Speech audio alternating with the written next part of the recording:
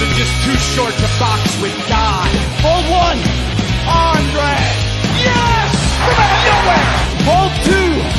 On Mars. Who are you to doubt El Danny? Still got 200 more. I got 200 more holds. This is Robbie Eagles. This is the loosest in Australian wrestling, Adam Brooks. Hi, this is Mimic. This is 5 times the world's heavyweight champion, the Scrap Daddy himself, Scrap Iron Adam Pearce. This is Brian Alvarez, and you are listening to Wrestle Radio Australia. Welcome to the show, folks. My name is Josh Armour, and thanks very much for downloading Wrestle Radio Australia. This is our first episode. Oh, yeah! G'day, this is Big Brody Marshall. This is Brian Alvarez. This is Dean Brady of the Millennials. This is the Jurassic Punk Sid Parker. How many of you guys have heard the term kayfabe? Hello, doggers. This is Jay Hunter from OSW Review. This is Matt Grim Basso. This is the loosest in Australian wrestling, Adam Brooks. This is Scrap Iron Adam Pearce, and you are locked in to Wrestle Radio Australia. I in the game, I'm champion, I'm Triple H. Undertaker, I'm your maker, bury the brother like Kane. Ooh, 1-3, hit the tombstone, hit the choke slam on face. Ooh, yeah, like a macho heel, tell like I'm some muscle. If you suffer like tomatoes, I'ma keep a couple models. Ooh, and you may call me HBK. When I'm tuning up the venue, best be getting in my way. Ooh, yeah, I'm degenerate, I love it, yes, I love it. If you ain't down with that, then I got two is what you suck it. Too sweet, put your fangs up. Too sweet, open up the club. Let's be busy 23, got me feeling way too sweet. I was trying to make chicken salad out of chicken shit, and it was just awful. I've turned chicken salad into chicken shit. I will continue to do so. Here I was, blaming AEW for feeding you chicken shit, knowing you mindless millennials would be eating it up as if it were chicken salad, when it's really been your fault all along. Make chicken salad out of chicken shit. People is as people does, that's all there is to it. Put a square peg in a round hole, just never seems to fit. And you This is Bianca Belair. Hey, this is Kevin Owens. Hey, it's Seth freaking Rollins. It is the man, Becky Lynch. It's Rhea Ripley here, and you're listening to Wrestle Radio Australia. Hello and welcome to Making Chicken Salad, the Wrestle Radio Australia show where we talk about everything going on around the world of wrestling. My name is Lachlan Albert, and I am joined by the podfather, the beastman, Todd Eastman. How you doing, brother? I'm good, my friend. I'm done for wrestling shows for the year, so I'm great. Woo! That's I'm it. Great Last right one now. ticked off the list. It's a good feeling, hey. But one man who is never done, the busiest bee in the hive, it's Jamie Apps. Jamie, how you doing, brother? I'm good, thank you very much. And yeah, working. I'm nowhere near the end of my year yet. Macho Man Andy Savage already in the chat, giving you a big shout out for the banging shirt representing the Aussie cricket team there, Jamie. You know, it's Ashes time. Got to represent. Had to be done. Yeah, that's right. And if you want to be like Macho Man Andy Savage and join in the chat, tell us what you're thinking, compliment our shirts and such, you can do that at twitch.tv/Wrestle Radio Australia. We're here every Thursday night. Come hang out, watch along with us. You know, tell us what you thought of some different shows, because we've got a big double header tonight, and that's on top of all of the like results that we're going through, all of the news that's coming. We say it every week. Wrestling just does not stop moving. And I was even saying to you boys before, like, it's getting to that time of year where I'm going, I have just been watching so much wrestling. It doesn't stop. Yeah, especially when, like, we were talking about trying to work out, like, scheduling for shows coming up over the break and, like, trying to fit them in before the end of the year. And it's almost, like, impossible to the point where just, like, maybe we just do an extra show on a different night just to cover this part of that we have to do. So it's the more that Australian wrestling succeeds, the more busy we're going to be getting, I believe. I assume. Like crazy that we're talking about, you know, scheduling an extra show in December, where the old logic is, well, there aren't wrestling shows in December because everyone's doing their Christmas parties and stuff, so you can't get people. No, we're still flawed. We're still flat out. Like, I'm looking at, you know, I've still got to go through This Weekend in Australian Wrestling that we do that's a full page long of dot points of all the shows that are on. Like, it is absolutely not stopping, which is so cool to see. And also, when we talked about these things, we missed a show. We missed a show? Yeah, EPW show. Oh, bugger, yeah. God. So we forgot. I was like, oh yeah, we've got three. Just a little one. 2 weeks of our show, but there's 3 or 4 weeks worth of shows to cover. Yeah, plus our end of year awards. Plus show. the awards. Oh no. So that's if you say, like, counting this week, we've got this week, next week, and the week after before Christmas. In that time, there are 5 major Aussie wrestling shows over those 3 weeks for us to review. Well, you've got PWA, you've got MCW, you've got EPW, and you've got... Was that it? Was all of them? The 2 we're talking about Slam this weekend as well. Yeah. Slam's on this weekend. Yeah, like, and I'm sure that there's something I'm missing. Like, I even know that, like, even just here in Queensland, I'm thinking about, am I going to that other show? You know, not because we're going to review it, just because it's on. Like, there's that much wrestling happening. It's crazy, right? And RCW still have one more show in the year as well. Yeah, that with some debuts and stuff on it. Like, it's non-stop. I don't know how we're supposed to keep... I don't know how you at home are supposed to keep up with it. I think the only way is to follow Wrestle Radio Australia. So get on your socials. Follow Wrestle Radio AU on Twitter and Instagram. Follow Wrestle Radio Australia on Facebook. Twitch.tv/Wrestle Radio Australia. Look, let's jump into it, because we've got 2 shows to talk about tonight, and if we don't get cracking, we're going to be here all night. The first one, Renegades of Wrestling Final Fight. This was a show that was a huge card, 8 matches, plus backstage segments, plus promos. It is an absolute marathon, but good news, you don't have to pay for it, and there's an easy place to find it, because it is free on YouTube. Head on over to YouTube, search for Renegades of Wrestling. You'll be able to find Renegades Final Fight there. And if you're listening to the audio version of this podcast, you can find the link in the description of the podcast. So you can absolutely check out what we're talking about. I will say, before we get into it, I think there was some really fun stuff on this card. I think that overall, it may have been a little long, and it may have benefited from some of these matches being moved around or potentially even cut, because as much as everything is building to something down the line, to have 8 matches plus everything else going on, and in there's a 3-way title match, there's a dog collar match, there's a number 1 contendership TLC 3-way tag team match, there's so much happening that it just feels overwhelming to watch. So the advantage of it being free on YouTube is you can pause halfway through, take a break after a match, add your own intermissions where you feel necessary, because this is, I tell you what, the value for money for this being a free show. Like, kicking it off right away, the Bastard Brothers... Locke, before you do that, you might want to just play with your microphone just a little bit. Yeah. Yeah, I was just going to say, like, this show has the Tony Khan problem of, like, not everything needs 20 minutes. Not everything needs to go for 7 hours. I've noticed, like, with indie wrestling especially, it's a common, like, trap that I think... You've got to get everything onto every show.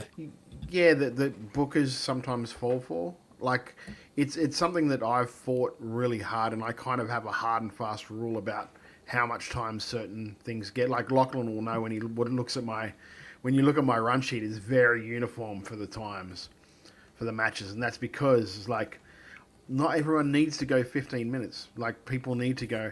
And the biggest argument I've always had to it if guys have ever come up and sort of, like, complained about how much time they've had, is just like, well, if you hit WWE or AEW, how many times do you reckon they're going to give you 15 minutes? Mm-hmm. They're going to say, hey, you've got 5 minutes, boys, and that's including entrances. Mm-hmm. Go out there and have fun. So, and still tell some sort of story. Yeah, like, short matches are just as much of a skill as learning to do the main event style. And I also think that, like, when we put on those shows, there tends to be 6 matches on the card, 7 for a huge show. Yeah. Right? Yeah. And it means that when you do have those bigger shows, they feel bigger as a result. Yes. But like Macho Man Andy Savage is saying in the chat, I went to the show and left it thinking it was really long, or maybe not long, but just heaps happening. It was a lot to digest. Yeah, I think that's absolutely right. Opening up this show was the Renegades of Wrestling tag team titles on the line, with the Bastard Brothers, Gore and Crackerjack, defending against the Marauders, Matt Marauder and Sean Marauder. Jamie, what did you think of this Renegades tag team title match to open the show? I enjoyed this. So this was obviously my first time seeing the Marauders. Yeah, it was a nice, like, sort of meaty match to begin with, and a really good debut for them. I thought they hung in there, and it's like, as a team that I hadn't seen, obviously they're pretty experienced in PCW, but for a team that I hadn't seen, I was like, oh yeah, these guys belong here. They're not just getting in here to be fodder for the Bastard Brothers. I thought they held up it's not a squash well match. And did well. And Nicolia points out first time for the Marauders outside PCW. Todd, what did you think of the Marauders taking on the Bastard Brothers for the Renegades tag titles? Yeah, like I kind of want to see more of those guys in a different sort of situation. They felt very War Raiders. Yeah. Very but original War Raiders, not what they've become. Not the new the new version. No. Not the Viking experience. Yeah, because I get a feeling that you didn't get to see the best of them against like Gore and Crackerjack, because there's only so much you can do with Gore and Crackerjack just because of their size and just the characters, the way that works. But it was a good debut for those guys. I also really enjoyed this commentary team too. Yep. Yeah. Camby and Beej was really good. This was probably my favourite Renegades commentary team they've had. Yes. Yeah, 100%. You could tell that they were having fun while still being like involved in calling the matches. I thought they struck that balance really well. Yeah, I think the last time one of our criticisms were they were like, it was like three guys fighting to get to a joke, where it didn't really seem like that on this show. Yeah. Macho Man Andy Savage also says people knew the Marauders and were into them. It constantly surprises me how wrestling fans in Melbourne usually follow multiple different promotions. Yeah, which is, great to see that they're wrestling fans. They're not this company fans, which is really good. And moving on to another PCW talent in Ari Nicole, who managed to get a win in a three-way match over Charlie Rose and Lil Mars. Of course, Charlie Rose accompanied by Rochelle Rogue. Unfortunately for me, I don't think that this is the best I've seen out of any of the women in this match.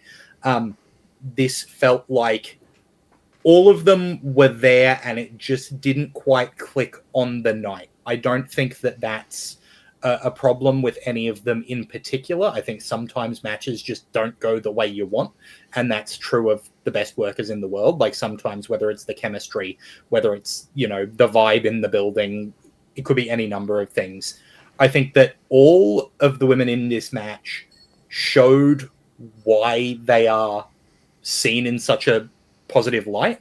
And then, unfortunately, it didn't just connect. I'm really hoping that, especially for like Ari Nicole, who we've been talking about as showing off some really good stuff recently, that this is a path to more good stuff in the future, rather than this being seen as, a block for them.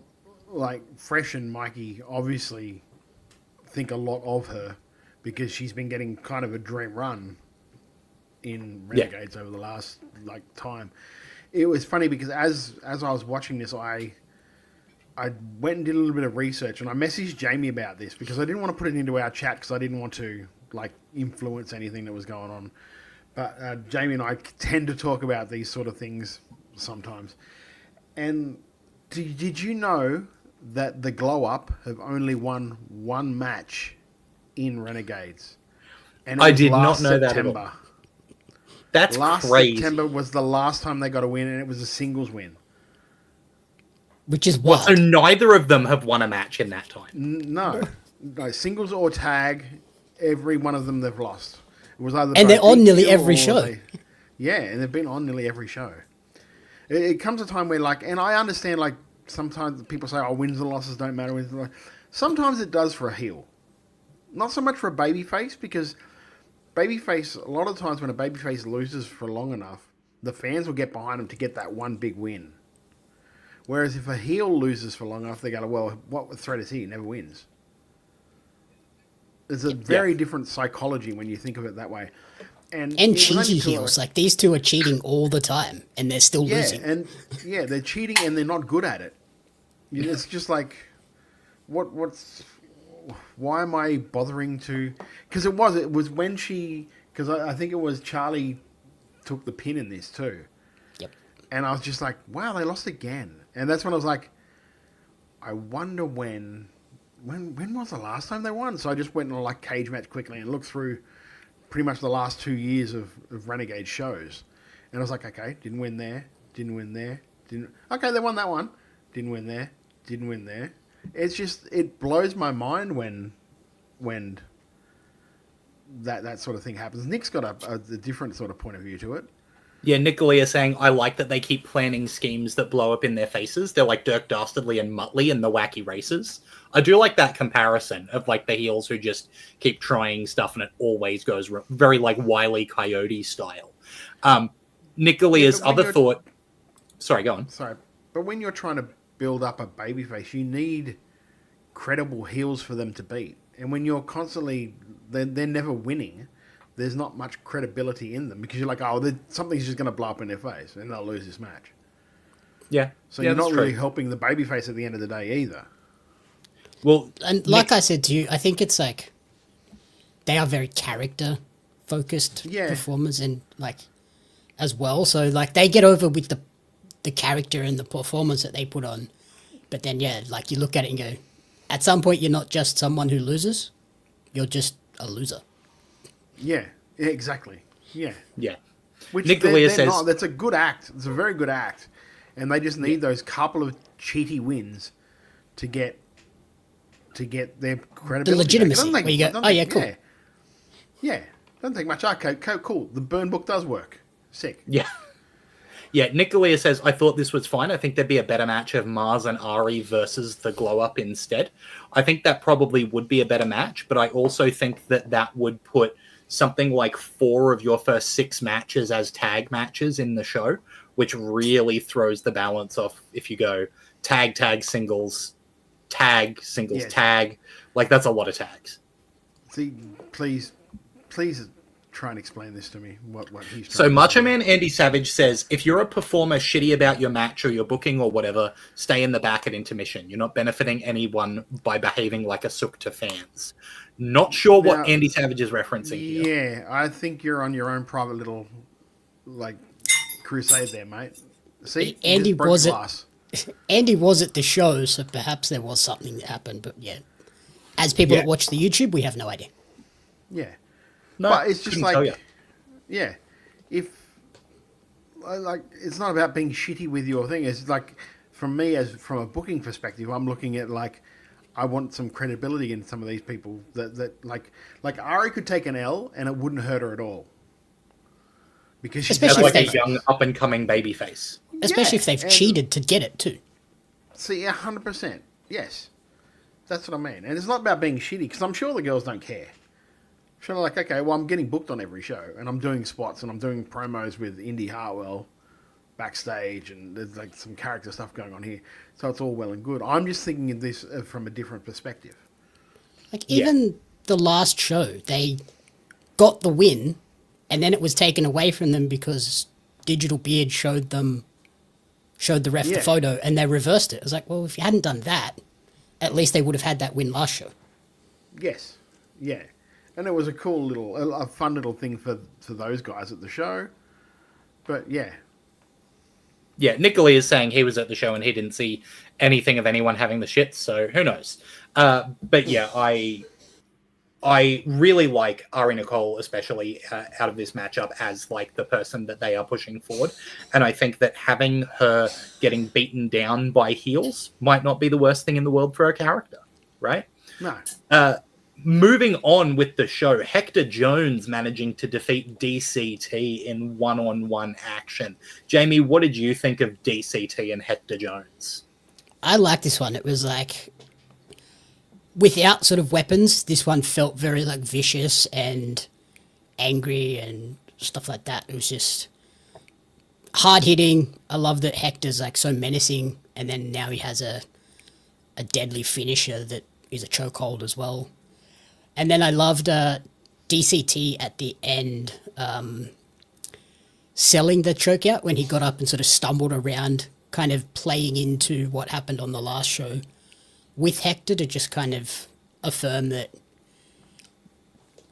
that was part of the show, not so much a scary moment that we saw. Yeah, absolutely. I liked this match. I thought that both of these guys are really good at what they do, and I think that DCT definitely led Hector in some really good directions here. You can see Nick Galea agreeing. Good match. Hector has made a big jump this year of actually being menacing instead of feeling like an act. I don't know if the show needed this match, whereas it felt like a lot of the other things on this show were necessary.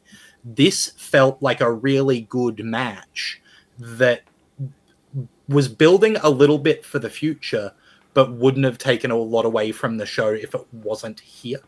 So I do have the question mark on how necessary it was, despite really liking both guys and really enjoying this match, right? Like, if that's our feeling going in, is this felt long, this maybe feels like one of the couple of matches that is removable without losing a lot, even though it's one of my favorite matches on the card. See, this isn't the one I would have cut, but because I actually really enjoyed this. I thought DCT did a great job as well. Yeah. That's like the fact that, like, I love the fact that he's coming in and just helping getting these guys over. That's great. I'm not saying that I think it should have been cut. I'm saying that I think the exact same match could have happened on another show. You literally did say it should have been cut. I was saying if I was going to cut one, this would be one of the candidates. But I could see like this maybe could have been happen anytime. This maybe could have just been like a promo, and they could have came out and said like, "Oh, Hector's not cleared after what happened last show," and like just punted this one down the road until in January they have a 2-night event. So we could have maybe punted that to the first night of that show. I imagine though Hector will be involved on that show. True. Yeah, and when you've got the other, like, the other promo that was coming up later in that night, they probably didn't want a promo all the way through the night kind of thing. Yep. I really enjoyed this match, though. I thought this was one of my one of my favorite matches on the card. Yeah, absolutely.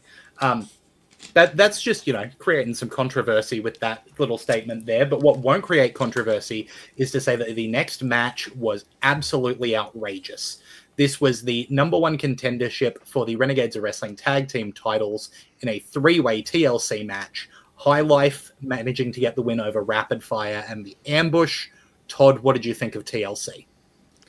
I think that this should have been the main event, because there was no way anyone was going to top it, really.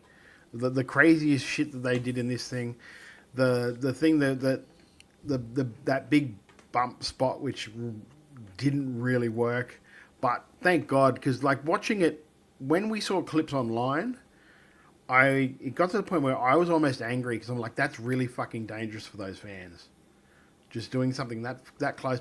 But then when you watch it on the video, you can see they've moved everybody out of the way. That side was kind of cleared out very much for that spot to happen. So like my initial anger really subsided when I saw that. But yeah, there was no way that anyone really, this had to have gone into intermission, surely, because nothing was going to follow it straight after. And pretty much you would have to say this was an upset for who the winners were. Because they weren't the two guys that I thought were going to win this thing, because it just, like, okay. They were just not the guys that I thought it would happen with. It just, the bumps that these guys take, I mean, it's not, you're just not fucking like dropping a leg on a brother anymore. It's just, you're trying to kill yourselves when you're out there. And it's just, holy shit. It was just, yeah. It was like massive car crash TV. Yeah. I was like, well, that should have been the main event. As soon as the match was over, I was like, that should have been the main event. Yeah, Nick Galea saying basically as soon as the brawling started, there was like half a dozen students and such clearing space and working around it in the background. So I definitely think they made sure safety was a priority. for the crowd at least, maybe not for the workers, because wow. Jamie, what did you think of TLC for the tag team title #1 contendership at Renegades? I would agree with Todd. It was very entertaining, sort of like a car crash TV. Some very innovative spots, but also some very risky spots, which were a little bit concerning to watch just because of how much I like all of these guys in this match. I was like, okay. And there was a ton of spots where I was thinking, oh, that could have been the finish, and I would have been like okay with it if that was the thing that took people out and we went to a finish from there, and then they kind of just went that extra bit over and over again. I was like, oh, that's maybe a bit much. And then there was a couple of spots that didn't make sense at all, like Kobe getting to the top and then jumping off to do like a frog splash when the contract is like literally hitting him in the head. That happens everywhere. That happens on bloody WWE and TNA, AEW all the time. Yeah, I know. Shout out to Beach for calling it like it was. Yeah, like it's literally there. Yeah, there was that one where Jarvis had somebody set up. I think he went to do the sunset flip bomb. Yep. And he was just like right next to it, and V just grab it. It's right there. I'm like, yep. But that's not what we're going for here, kids. And just really crazy to watch. The big ladder tip spot was obviously terrifying to see. And then there's a couple of dives on the other side as well where it made me think, if we insist on having guardrails, we maybe need to have 2 sets of padding on the floor so that they're not so close, because even Jarvis did a dive and smashed his ankles on the guardrails. And it's not the first time we've seen that in Victoria. Yeah. Well, there's usually, like, at least in a lot of the places I work or have worked, there's usually one side of the barriers that they make extra wide, which we normally just call tope side.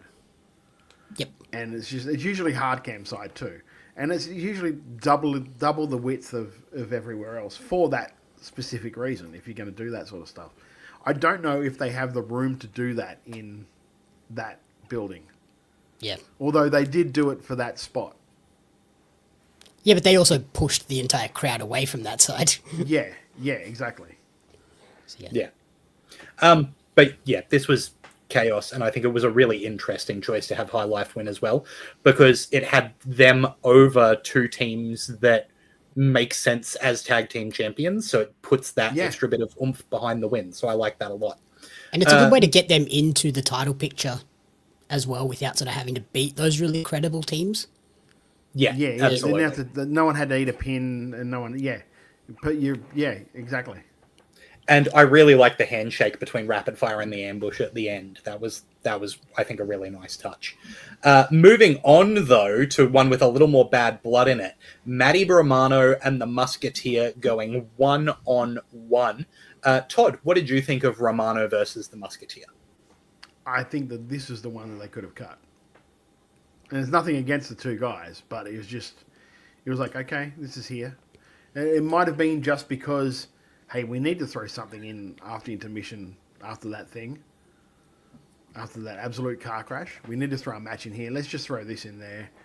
Matty will get a big response because he's very popular. He has his own little fan base that come to the shows. So we're guaranteed to sell some tickets by having him on a show anyway. And returning from injury. Yeah, exactly. And returning from injury. The match itself was fine, but it was just like, it was one of those things where like it could have been cut and you wouldn't really have noticed. And Macho Man Andy Savage says, it's a Romano pop. People love that guy. Deborah. Jamie, what did you think of Matty Romano versus the Musketeer? Deborah. Oh, no. Oh, my God, you fools. I thought this was a nice return showing for Matty Romano, who is in phenomenal shape now. He put in some work while out of the ring for a little while. I thought that was awesome to see. And I love the little tweak that he did to the standard 10 punches in the corner, where he started slow and then the last 6 were just really fast. I was like, at least that changes things up. I hate when it's just you can see exactly what spot they're going for. So that was a nice little tweak on that. And yeah, I can see how this could have just been maybe not necessary. But I also see that they may not have wanted to chuck the women out there straight after the Chaos match. Well, this is one of those things too, which could have just been a spot in the main event. Like Muskie comes out to help JXT, and Matty Romano comes out and runs him off. Did they not do that last show though? Yeah, but why? But why not? Why couldn't they just do it twice to lead to going into the tournament? You know what I mean? Because as it is, that main event, it was just like it was two like heel heaters against each other. Yep. So there was no real pop from the crowd because no one really gave it. Like both guys, they don't like. So it's like, well, somebody beat somebody up. That's it. Yeah. Moving on. Oh, just quickly, I will address what Nick Galea asks because we've been talking about it. Did the show feel that long? Live, the show was just under 3 hours with a 20-minute intermission. It didn't feel that long at all. I know that for me personally, when we, watch these shows, when you do get a show that approaches that 3 hour mark, it ends up feeling really long. Like, I don't know if the video runtime was like 2:45. So. Yeah. And I think they feel shorter live because you obviously have the energy of the crowd and you have little gaps in between matches where you can get up and go to the bathroom, whereas on the video that's all cut out. Like it's match ends, next entrance starts. So that can make it feel longer because it's just like on the go all the time. There's no breaks and downtime. That's true. And I mean, the way I look at it is we just had Survivor Series, right? Which is one of the big 4 pay-per-views. Like it's a big one. And that ran 3 hours 13, right? So like that's a long pay-per-view from the biggest company in the world is 3 hours 13. I don't think you want to be getting near that. I get that this is like the big end of year show, but yeah, for me, it just felt like a lot. And that was like what Andy Savage said as well. It just felt like there was just so much, that there was just stuff going on constantly for, 2 3/4 hours. Like it can be a bit of a draining watch. 2:30 seems like the upper end that you want to be. Yeah. I agree.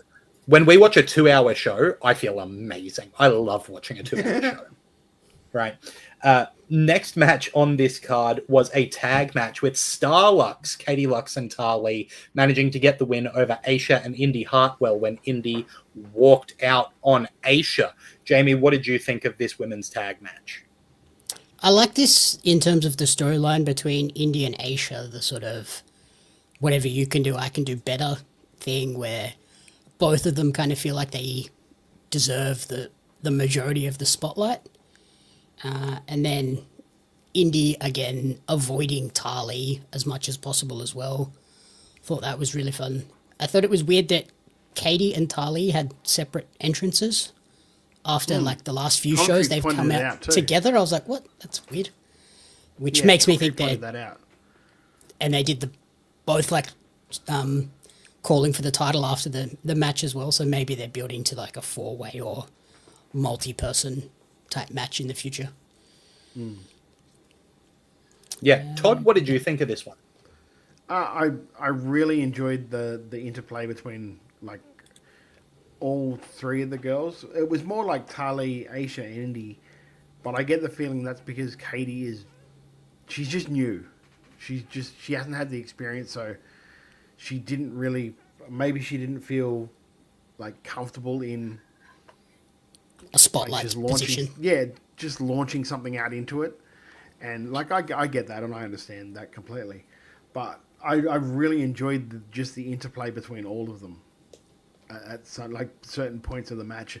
And even like there's one point where I think somebody in the crowd said something to Indy and she turned around and just gave him a spray, which popped me a little bit. And yeah, the match itself was good. Like it's good that little heel thing of like Indy's reactions when she jumps down from the apron to not let her tag, and just the little smile and the smirk and the walk. I love that shit. It's just those little 1%ers that show you where she's been and where she's been training for the last like however many years now.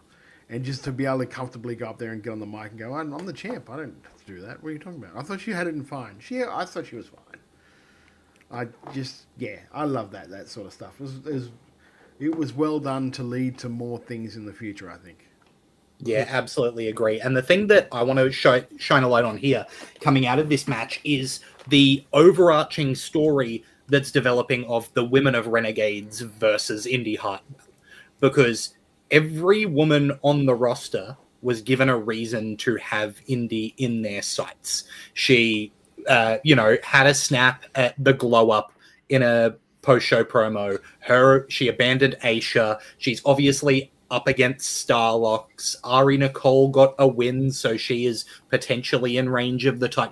Every woman on the roster has a reason to be gunning for Indy, and Indy is not making any effort to ingratiate herself with any of them. She just loves her title. And I really like that dynamic that they've built there. I think that's really fun and interesting and propulsive. Yeah, I love the way they're using Indy, where she's not just interacting with one person. Like you see, like when they fly in an international, they have this interaction with one person and the rest of the card is kind of forgotten. I love that they're giving her interactions with everyone, so they're all getting a little bit of that experience from someone that's been on TV, and the rub from they're involved in a storyline with a former WWE star. Yeah, absolutely. Moving on to what I think was probably my match of the night, even though the actual match itself was quite short. This was a dog collar match between Mr. Juicy and Tyson Reed that took a bit of extra time to start because Chloe St. James got involved, made sure that the dog collar was not put around Tyson Reed's neck, and used it to beat the tar out of Mr. Juicy, with Edwin the ref taken out. Tyson and Chloe just going on a tear, blood everywhere, using the brick-loaded fanny pack, rubbing the can of Monster into an open wound, like really quite brutal stuff, until eventually Mr. Juicy gets to put the dog collar on Chloe, give her the old revealed butt stink face, then get the collar onto Tyson to get the bell rung and get one of the shorter dog collar matches in history on the books with a Mr. Juicy win. I really like that because this was a dog collar match, they went all out even when it wasn't quote unquote in the match. I think that was a fun dynamic to play with where this storyline's been going. I've talked a lot about how great I think Tyson and Chloe are as heels and how they are just so hateable. They always do the worst possible thing. Seeing Chloe get some comeuppance, the crowd was explosive for. Nick Galea is saying in the chat, the crowd reaction to this was proper pro wrestling. When you see adults high-fiving because the babyface fires back, that's pro wrestling. Macho Man Andy Savage says, I love Chloe. She's such a piece of shit. It's hilarious. I think this hit all the marks. I think it's been the year of the dog collar match in Australian wrestling. Yeah. There's been more dog collar matches in the last, 6 months in Aussie wrestling than I've seen in years. So there's some hype for it at the moment. And I think this was a great example of the form. Jamie, what did you think of the dog collar match between Mr. Juicy and Tyson Reed? Yeah, this was very good. I love that they, again, tweak what you expect, like playing with the expectations of Chloe and Tyson taking away what everyone was there for the dog collar match, and then just getting Chloe involved with the beatdown type stuff. That monster blood spot was just disgusting. It was very Swerve Hangman drinking each other's blood. I was like, that's gross. And also their kisses are obscene. There's a lot going on in those things. Nick Galea says, and speaking of wins and losses, Tyson has basically lost every major match this year and is still super over as a threatening heel. Like, that's how you do it as a heel. You can lose matches as long as you are making life hell for the baby faces the entire time. And that's what Tyson and Chloe have done. I'll throw it to you as well. And I feel like he's winning matches to get to those big matches. He's not he is. losing, getting a big match, losing. Yeah. He's not losing every match. He's winning matches. Yeah. Todd, what did you think of this dog collar match between Juicy and Reed? Yeah, I loved it. This was my favourite match of the card. I thought that this was just the fact that they had... It was the point where I think they had Juicy on the outside and they were just beating him with the chain wrapped around. I think it was wrapped around his fist, just beating him. And the crowd was like awkward silence.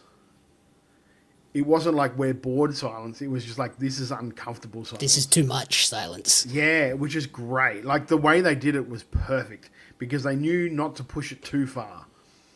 And they just went to that spot where it was just that perfect blend of, like, oh, shit, okay, you can stop this now, guys. Okay, you're not stopping this. Why aren't you stopping this? I love that. And they worked Chloe into it perfectly as well. And it's always great when you see that, and it's something that I know I try to do a lot, and I've not been really good at it this year, but normally I am. Which you tease the heel getting bumped, and you tease it and you tease it and tease it until you finally pay it off. And this was the big payoff for Chloe. Like, she's had things where like stuff's been sprayed in her face and stuff like that, but they've never actually gotten their hands on her properly until this show, which is perfect. Just that when he put the collar on her, and that moment of realization, you could hear the crowd just go, "Oh, you're gonna get it now, bitch! You're not getting out of this one." Do you know what I mean? It's that moment, which is, it's like the marrow of a good steak. Do you know what I mean? It's that perfect part of it where, as a heel, you're pretending you hate it, but you're just like, thank God, this is my pop. That's your pop. And she sold it like she was terrified as well. Yeah, and this year I've been terrible because I've just been bumping for everybody. Like, well and truly. I'll bump for you. Yeah, I'll bump for you. Yeah, why not? But, yeah, Rip Riley, kill me. That's okay. Yeah, you can kill me. That's cool. But they did this so well, I think, this match, and that's why it is my favourite. They could have maybe given Tyson a little bit more when they actually had the collar on, but they'd already given the crowd so much before that. So this was my favourite match.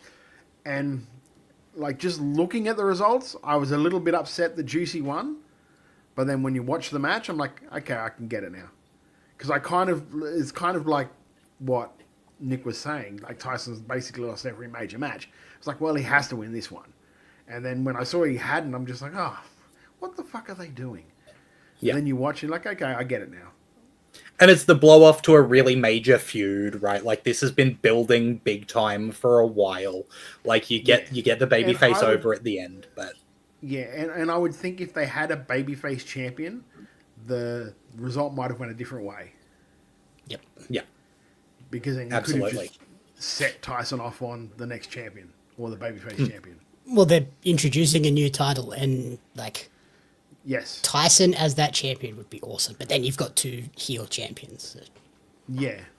It's a balancing act. Maybe. Because we had a big return at the end of Renegades of Wrestling Final Fight after a three-way world title match with Lockie Hendricks managing to defend the belt against both JXT and Sam Yanis before a returning Mitch Waterman showed up with his Renegades of Wrestling world title to set the challenge down for Lockie Hendricks. Speaking about this three-way, first off, I really did not see Lockie losing this at any point. JXT he's got the Musketeer on his side, but I don't see it moving from a heel to another heel, especially when JXT is, as much as he's like, you know, an icon of Victorian wrestling or whatever, he hasn't had a long storyline in Renegades that leads to him getting the title like Lockie has.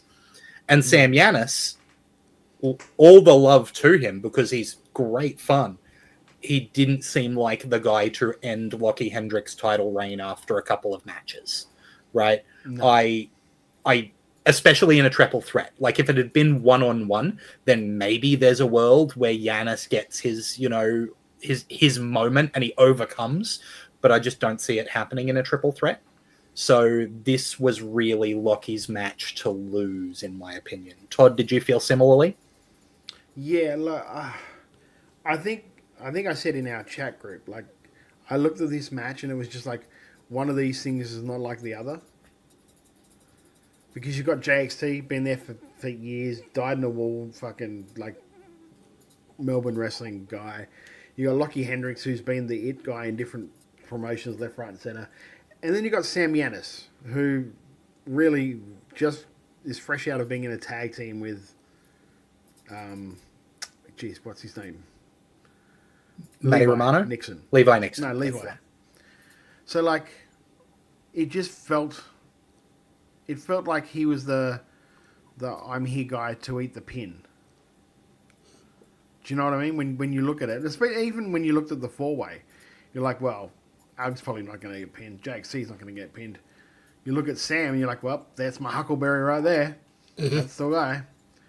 And it just felt like, that's why I feel like that tag team match should have went last. At the end. Yeah, because there was more into it, I think.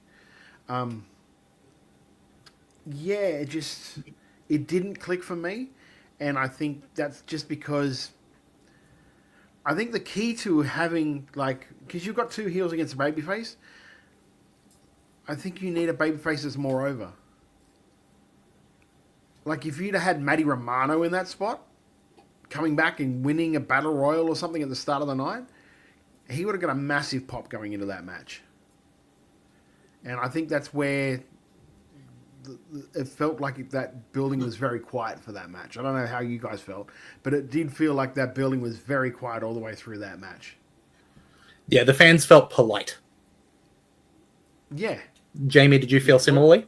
Yeah, and it plays on that idea of it feeling long, because watching it on YouTube, it also felt kind of like the crowd's tired, not so much that they're not into it. It's like we saw on the AEW show a couple of weeks ago. By the time the main event rolls around, it felt like they were just like, we've seen everything. What more can we see in this main event that we all are pretty sure is going this one way?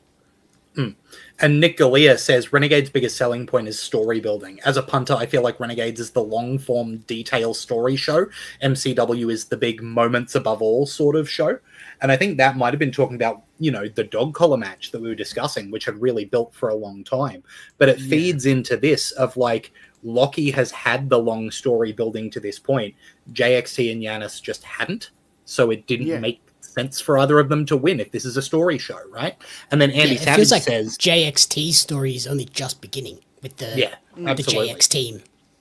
And he's got one person in the JX team so far.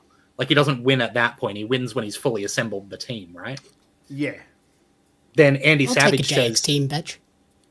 Andy Savage says Mitch having another belt after laying down the belt that Lockie picked up was maybe a small thing, but damn, it pissed me off as a glaring plot hole. Mitch literally said, I can't carry this, and laid it down. You can't then come back as the unbeaten champ with a toy belt. Yeah, I don't know where he got that belt from. I was genuinely confused by that. Where'd that belt come from? There are belt makers that'll do them for you every time. I can't remember what the name is, but there's a company that does it. So did he go out of his way to get a new belt for the belt that he gave up? Mm-hmm. Yes. Or they said, hey. Well, they have a spare. They have a TV belt. Yeah, TV belt. Either that or Renegades went, look, we know you couldn't drop it, mate. Have this as a souvenir. And he just decided to bring it back with him. Yeah, okay. Hey, I'm trying to help you. Yeah. Maybe they get a whole new belt next year that's a unified belt. Maybe. And then we forget about the other two belts. No, you wear those other two belts and the new unified belt. But then at the end of the year, then you lose one. You only lose one of them and keep the other two. But you carry the other belt around, but you put the other belt up into a tournament. Yeah. Good call. Not confusing at all, Don Callis. So yeah, I think that the match, it wasn't bad, but it just, the fact that it felt like a foregone conclusion, I think made it less exciting to watch. Nick Galea also says it wouldn't be the first time an Aussie wrestler made a replica belt for a title they won. Very true. Yeah, they also usually own the promotions they do that in. Yeah. So overall, I think that this show had moments where it felt long, and there are moments that I was less invested in, but overall there was some absolutely brilliant stuff on this show. And it shows that, like, a lot of what's going forward in Renegades is really exciting, right? For all of the places where I'm like, oh, I don't know if this match needed to be here. This felt long. This felt predictable. All of it leads into me being really excited to see where these developing stories are going. Do you guys feel any differently? Yeah, I'm just like, I think if the tag title number 1 contender match finishes show, we would probably be talking about it a little bit differently. Yeah. I will also say, so we've complained about it a few times where it didn't really feel like Renegades knew their identity in previous shows. Yeah, I this feel is like a lot more focus. This one felt more like this is a Renegade show, not a Wrestle Rock show. Yes. Yeah. Which is a good sign. Sort of, leading into the new year, if we can follow this path, much better. Yeah. Yeah. Absolutely agree. And I think, that's a real... a real commendation to a lot of what Renegades are doing, that they can have a show where they do so much and get so much right. I don't think that there was like really a true dud amongst it. So that's really exciting to see. So if you want to check out Renegades of Wrestling Final Fight, you can do it for free on YouTube. Head to YouTube, search for Renegades of Wrestling, click on the link, or click on the link in the description of this audio podcast to get amongst it. Macho Man Andy Savage saying, I'm curious to see whether they announce anything special for January. Running consecutive nights in suburban Essendon in summer feels really ambitious. Well, they're doing a 2-night tournament for a title. Yeah. Isn't that announcing something? They're finally getting a mid-card belt. Yeah, the Australian national title. Like they announced it on the show. It was in the Australian national title. Well, there isn't already an Australian national, so it'd be what, the Renegades Australian title. Yep. It makes me wonder, obviously, we don't know the field for that. Who do they bring in? Because you would imagine, like Macho Man saying, it's 2 nights, middle of summer. You probably want to announce a few sort of big names from around the country to give that title some prestige and legitimacy as well. I also think it'll be interesting to see how they match up the heels and faces, right? Because if it's a, 8-person tournament, then presumably you want 4 heels and 4 faces. It feels like they're quite stacked with heels, right? So Tyson Reed probably in it, Hector Jones probably in it, maybe Musketeer. Maybe you put JXT in there as an experienced hand. Like, you've got a lot on that side. But other than maybe Romano and Yanis, I don't know who the baby faces in that tournament are. Cava. Well, Cava's obviously in it with the announcement. Yeah. So it'll be interesting to see. So Macho Man Andy Savage says, I'm wondering if they bring in a big... Here's my thing, and it's always been my thing, right? Aside from Robbie, who is a big name in Australian wrestling? Like, who is a name that, like, there are no real... He's going to sell tickets. Yeah, there are no real Australian wrestling guys that you can put on a poster and go, I know that. Like, a random person's going to go, I know that guy, I'm going to go and see that show. That dude's showing Especially up. in Melbourne, where you've already got the Uggs and the Brooksies. All of those guys are already there. So like, Robbie unless you're would going be international... Robbie would have to be the guy. Yeah. But even then, like, is Robbie known to people who aren't already going to go to Renegades? Yeah. Yeah, it's a good point too. It's hard. Like, Australian wrestling, unless it's a guy that worked, like, has just worked, like, WWE and been released or something, like an Aussie guy, which we don't really have at the moment, then I don't really see there being a quote-unquote big name to come in. Yeah, there's no male Indy Hartwell right now. No, because like Buddy would be the guy, but he's obviously, if he comes back, he's going to MCW. MCW, yeah. So it puts him in an interesting position, All right, well, look, let's pivot away from Renegades Wrestling Final Fight and look at another show that dropped for, you guessed it, free on YouTube. Macho Man Andy Savage says, wouldn't Duke be the guy? Is Duke going somewhere other than MCW at this stage? I wouldn't think so. He's an MCW guy. Yeah. He's the MCW. Before we hit this other review, mate, we were going to throw to an ad, remember? Oh, yeah. So we'll talk about another show that's available for free on YouTube right after this. Attention, trading card collectors! Are you ready to take your collection to the next level? Dive into the action with the limited edition Australian wrestling card, showcasing the most electrifying talent Australia has to offer.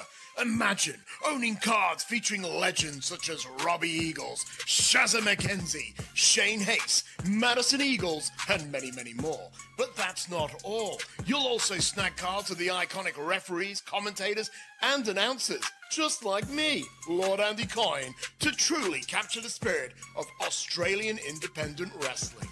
And as our homegrown talent continues to dominate the world stage, OzRest cards are destined to become hot commodities. Not only will you be owning a valuable piece of wrestling history, but you'll also be supporting the amazing wrestlers and talented photographers behind the magic. So don't wait. Grab your Australian wrestling cards now at pariomagazine.com.au/OzRes cards. Order today and kickstart your collection with a bang.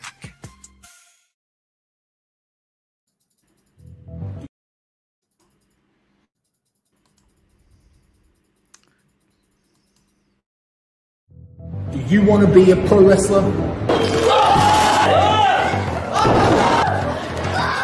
Then sign up now to the Relentless School of Pro Wrestling. Located 50 minutes west of Melbourne with a full gym, strength and conditioning coaches, a nutritionist, and world-traveled professional wrestling coaches to help you achieve your goals in professional wrestling business. Whether you want to be a wrestler, a manager, referee, or just involved in the industry, with no tryout required, the Relentless School of Pro Wrestling is here to help you achieve your goals.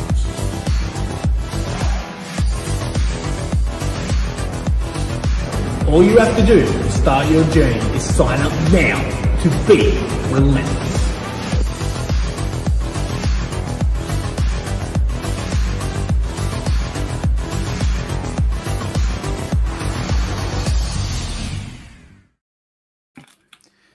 See, the problem with planning time cues and that is that people actually have to hit them. Yeah, yeah.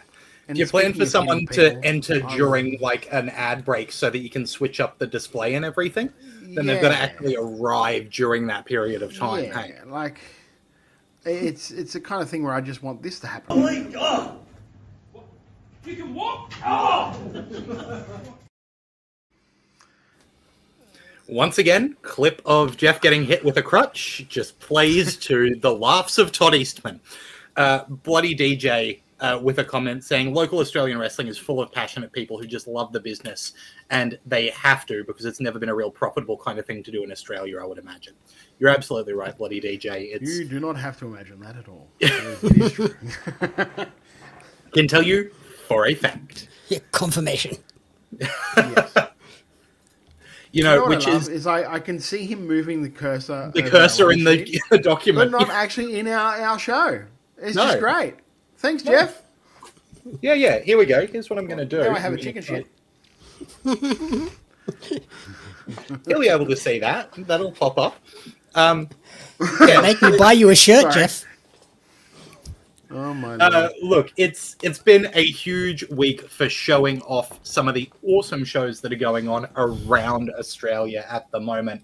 And one of those shows, which old man about to join chat has seen, is Riot City Wrestling's Battle for Supremacy 19. That's right, 19.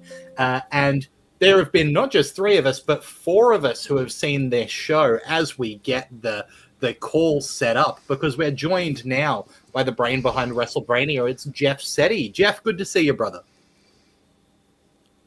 Of course.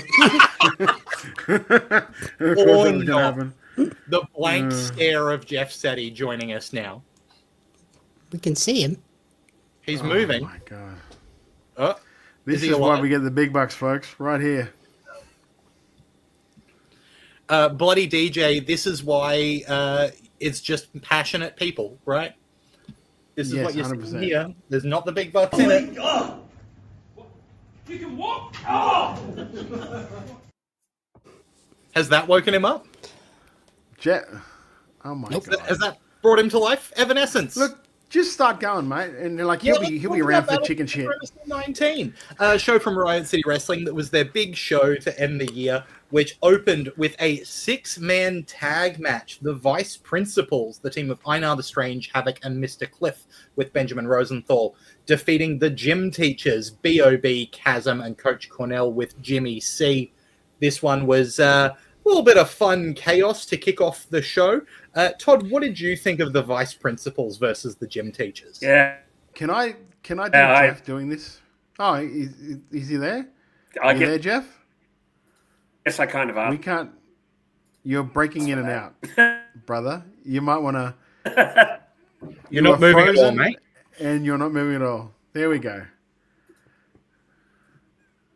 Can you say something, Jeffrey? Hi, Jeff. Say something for us, mate. Oh, this lag. This lag is going to kill me. Jeff, okay. I'm just going to do Jeff's review. Okay? Yeah, you're Jeff for the time being. Okay, this 6-man match. Oh, I love this. This was right fun. This is a nice bit of fun. Just, you've got to...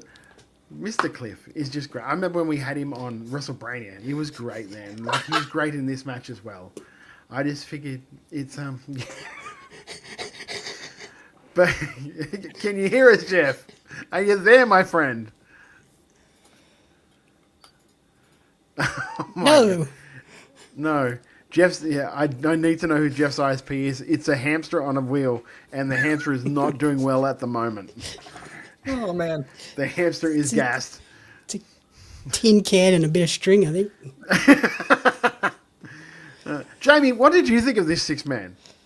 I enjoyed this. It was a lot of just silly fun to kick off the show, and they got the crowd into it. I loved the sort of the double Dutch, like, corner hand clapping spot, and then the gloating of Einar at the end when Chasm got pinned, and then Einar was like, well, now I've just got to get right in your face and show you that I'm the boss and you suck.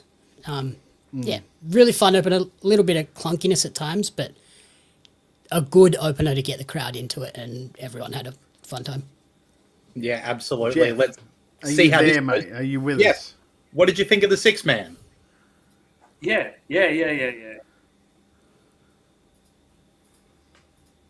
And? It's still a bit slow and sluggish. Oh, God. Todd is going to come through this screen. That's him responding to us asking about his ISP. Oh, man. Okay.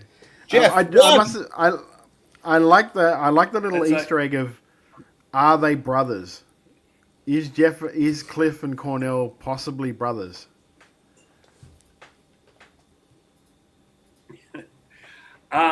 Okay. I really like this match. I thought I agree with what you were saying as I was dropping in and out, Jamie, that it was a good warm hug of an opener. It was an opener that kind of got you in the feels because of the whole story with Cliff. And if you've tracked it, that's his second ever victory, which commentary did a great job of covering. I really like this match. I think that, I'm unashamedly a fan of Mr. Cliff. And I think they've used him really, really well, particularly since the face turn. He's not on every single show. He's not doing every single thing. And I'm really enjoying it. I dropped out again for a sec, didn't I? No, you're right, mate. Todd nailed your review. Yeah. You just didn't say warm hug, Todd. That was the only thing you missed. Yeah. While we're talking about commentary being right on it, I know that we talk a lot about Rose and Chris being kind of the number 1 team in Australia. I think 1A's got to be this RCW team, who are just absolutely bang on every time. They always make these shows super watchable, which is really exciting. So moving on to the next... Also got to give praise to RCW production. Like last show we watched, I complained about the entrance lighting being a bit dull. It was much improved this time. Like all of the entrances were very easy to see, which was a nice thing to see going into this one. Yeah, absolutely. I'll note that this show was a similar length to the last show that we looked at, but the pace Underwater of it was bloody hell. The pace of it was great. So much more improved than the last show. How am I doing, Lachlan, for doing a quick one of you? But no, you are right. When you're talking about commentary, you're right. Those two are, they're probably my preferred commentary team for Riot City. For the guys that we've seen, like there's been kind of a revolving cast of people. But I think that those two are kind of the mix that you want. They're really, really good at what they do. Absolutely agree. Jeff, did you have something and to on add?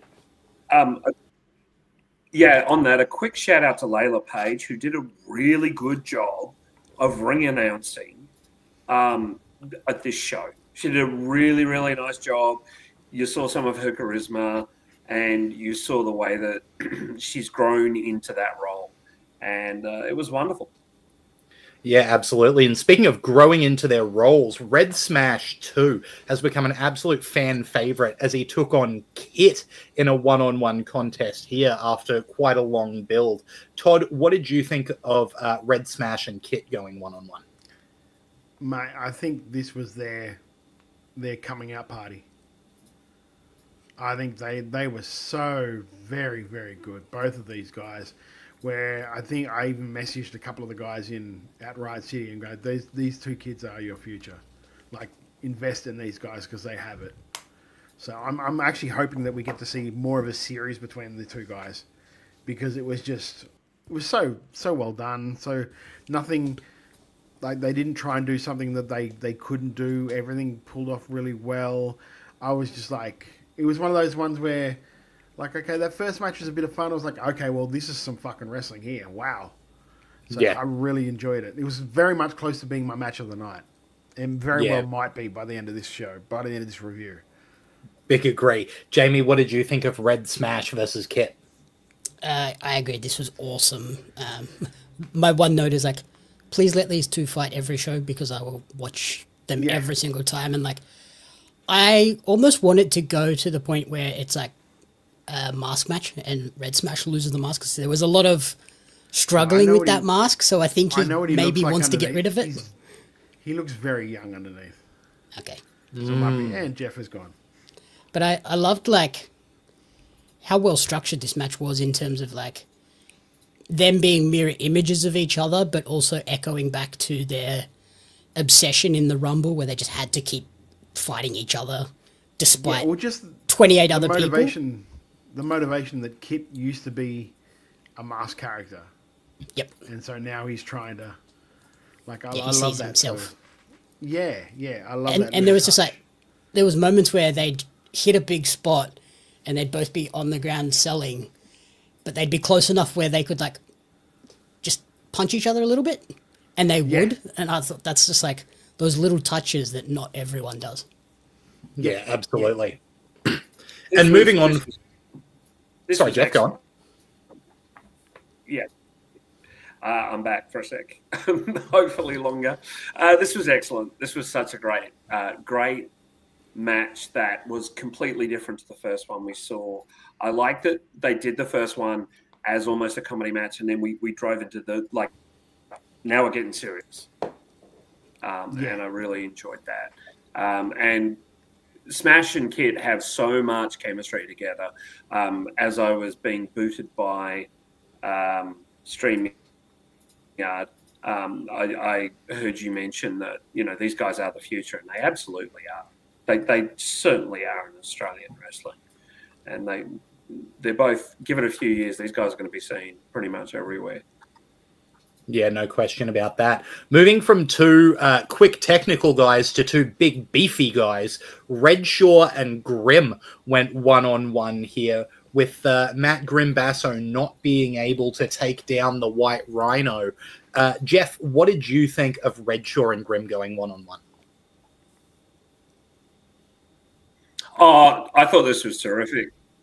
I think they're both so huge that there's no way they weren't gonna get some good shots in, and it delivered exactly that.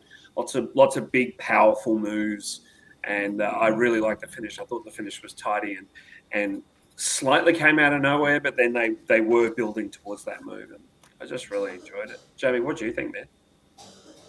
I just loved how this contrasted from the prior match. Like all three matches in the opening of the show all felt very different. It wasn't, it's just more of the same. And this felt like a Red Shaw audition because it was a very main event style match. And it was him just kind of showing out that he belongs in that and can do that style. So, yeah, really well done. Yeah, absolutely. A great comeback for Red Shaw into the singles scene, really.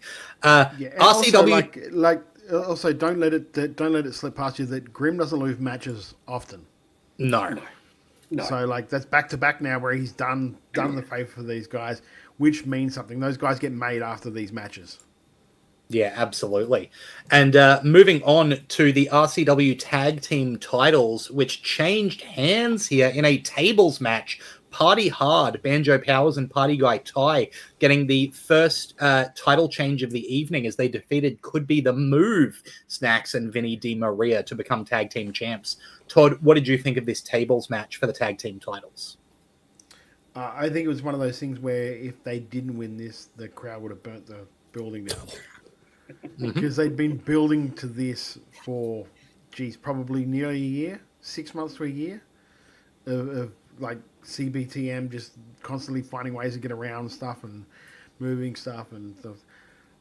Really good, really well done. I've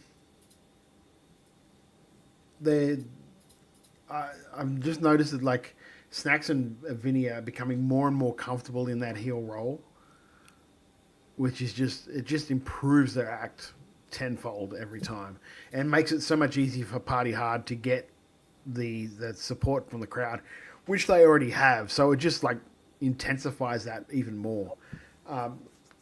Love them. I love the fact that they didn't because when the match first started, the referee, the announcer said only one person goes through a table. I was like, oh, okay, because usually it's the whole like both members have to go through a table and that's the end of the match. But they did this really well where they paid it off and have both guys go through a table at the end anyway. Yeah. So, yeah, really well done, I thought. Yeah, excellent stuff. Jeff, what did you think of this RCW Tag Team title tables match? Really like this. I really, really like this. I agree with you, Todd. The payoff of the one member going through the table was really well done. Banjo and Paddy Guy Ty are such a great unit, and the fact that Snacks and Vincent DiMaria are still relatively new in their careers, but yet have stepped up, particularly in this title reign. I've really enjoyed their heel work because, they're heels that you don't take seriously until the bell rings, and then you take them really seriously because they're very good. Just loved it. Thought it was a great match and a nice moment for Banjo and Paddy Guy.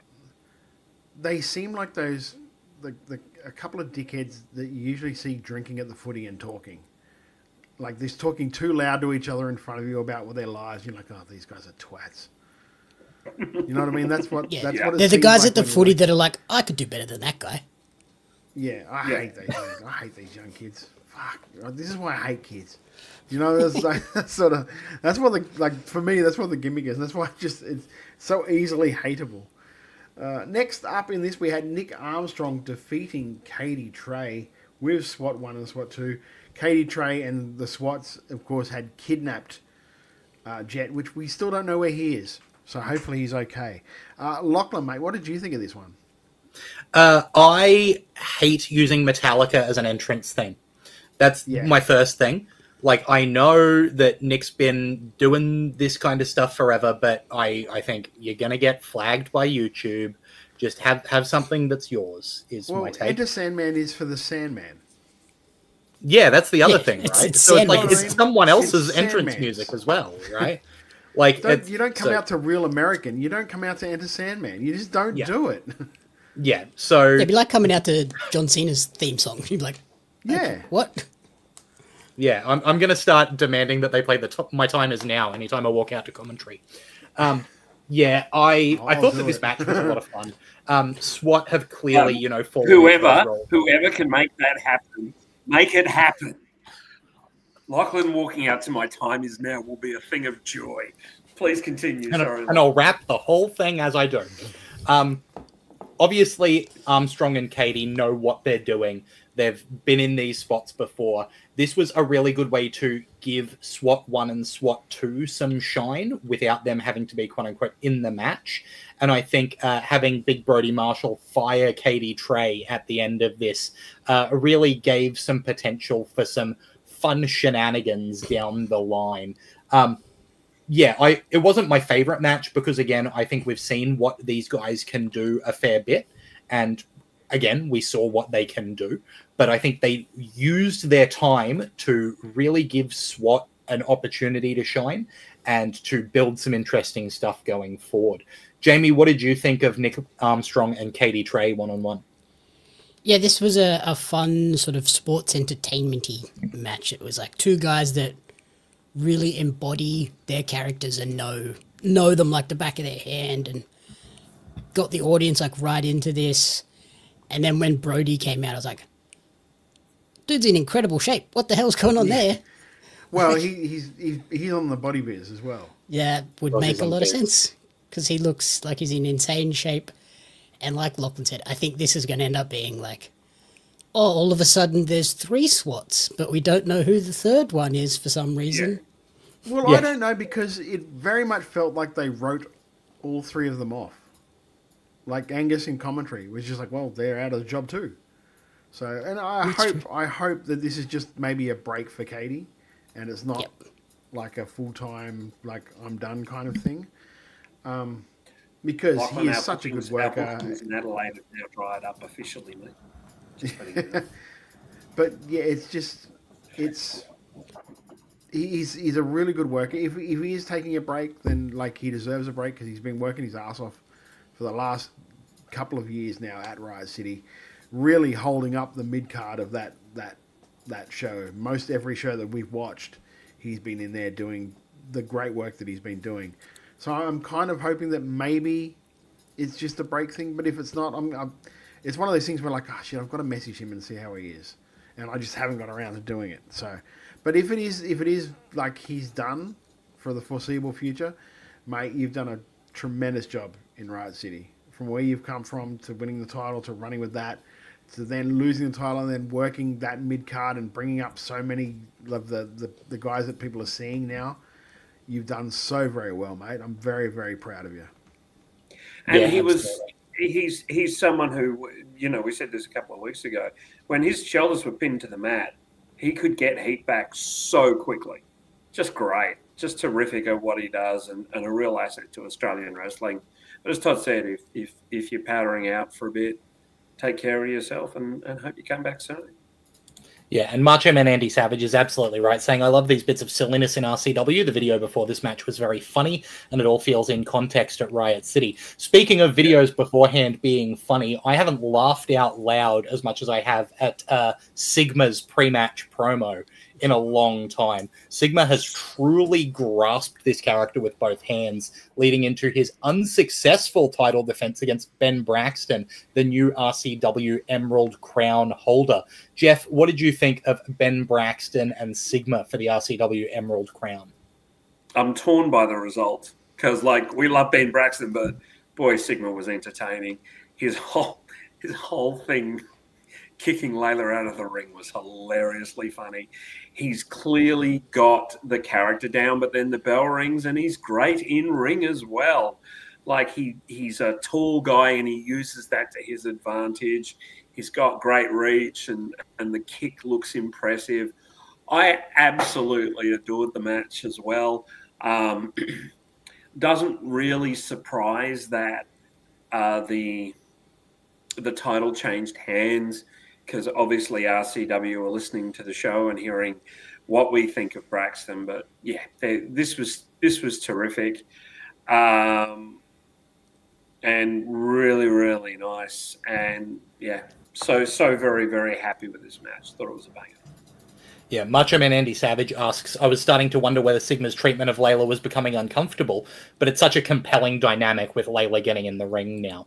Jamie, what did you think of Sigma and Ben Braxton for the Emerald Crown? So obviously Ben Braxton just blows my mind every single time with his agility and the way that guy moves for someone so big. But also on the flip side, you had Sigma who moves just as well. Braxton, when he got like launched up into the air off one of the moves, really got nice and high and like sold that Sigma is like a superhuman, like with incredible strength that came through in that.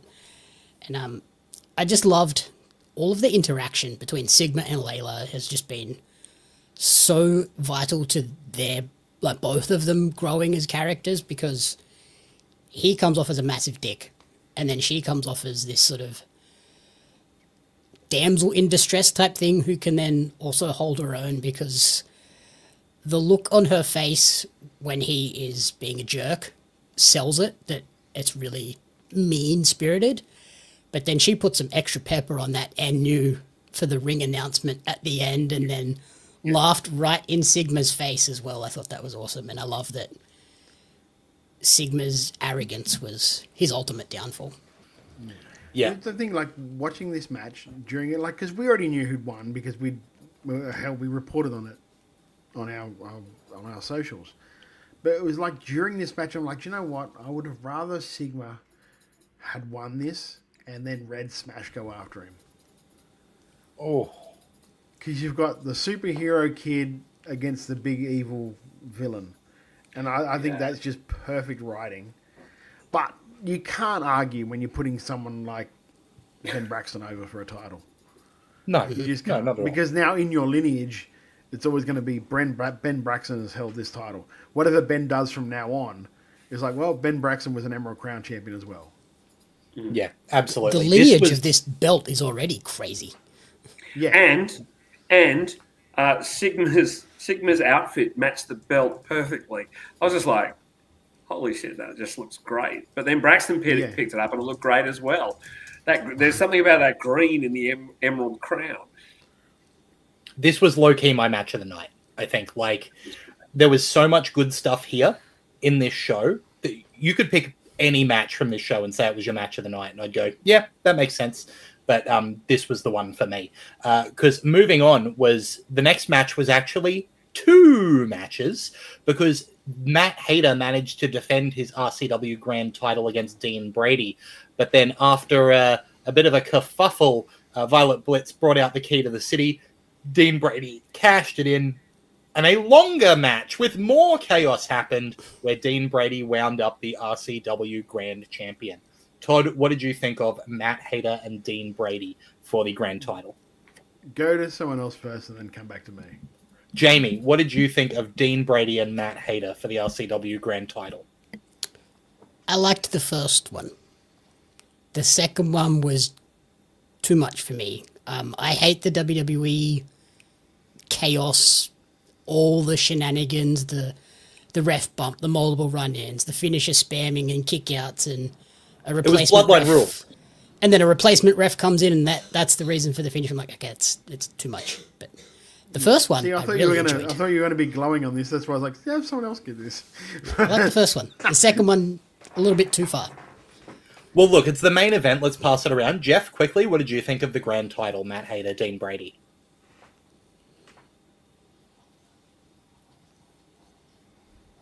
I kind of agree with Jamie, to be honest. I really liked their first match because it was good. It was simple. It was 2 guys facing off. A little bit of shenanigans, but that was fine. But then when the bell rang again, the key to the city, I thought, oh, that's clever. Boom, bang, over. But no, it did another 20 minutes just full of shenanigans and things like that. All right, let me be the voice of dissension. I think it's good. Because I think that when you... Please, Lachlan? Yeah, sure. I think that it was good, but I think it was a case of less is more at the end there. There you go. Thank you, Lachlan. Please take it away.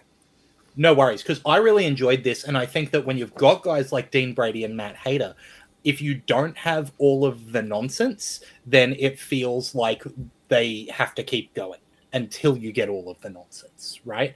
And I understand that this was the first time that we had this match for the title, but now I don't feel like a rematch is necessary because we saw everything spill out. Everything was on the table, and it turned out that Dean Brady was on top, right? Whereas if you didn't have all of that chaos, you'd be going, well, Matt Hayter needs his rematch, right? He can still get up, and if you take out the, the element of the old guard, then whereas with this, we've seen the old guard get taken out because you had all those people come in to take out the old guard and even it out.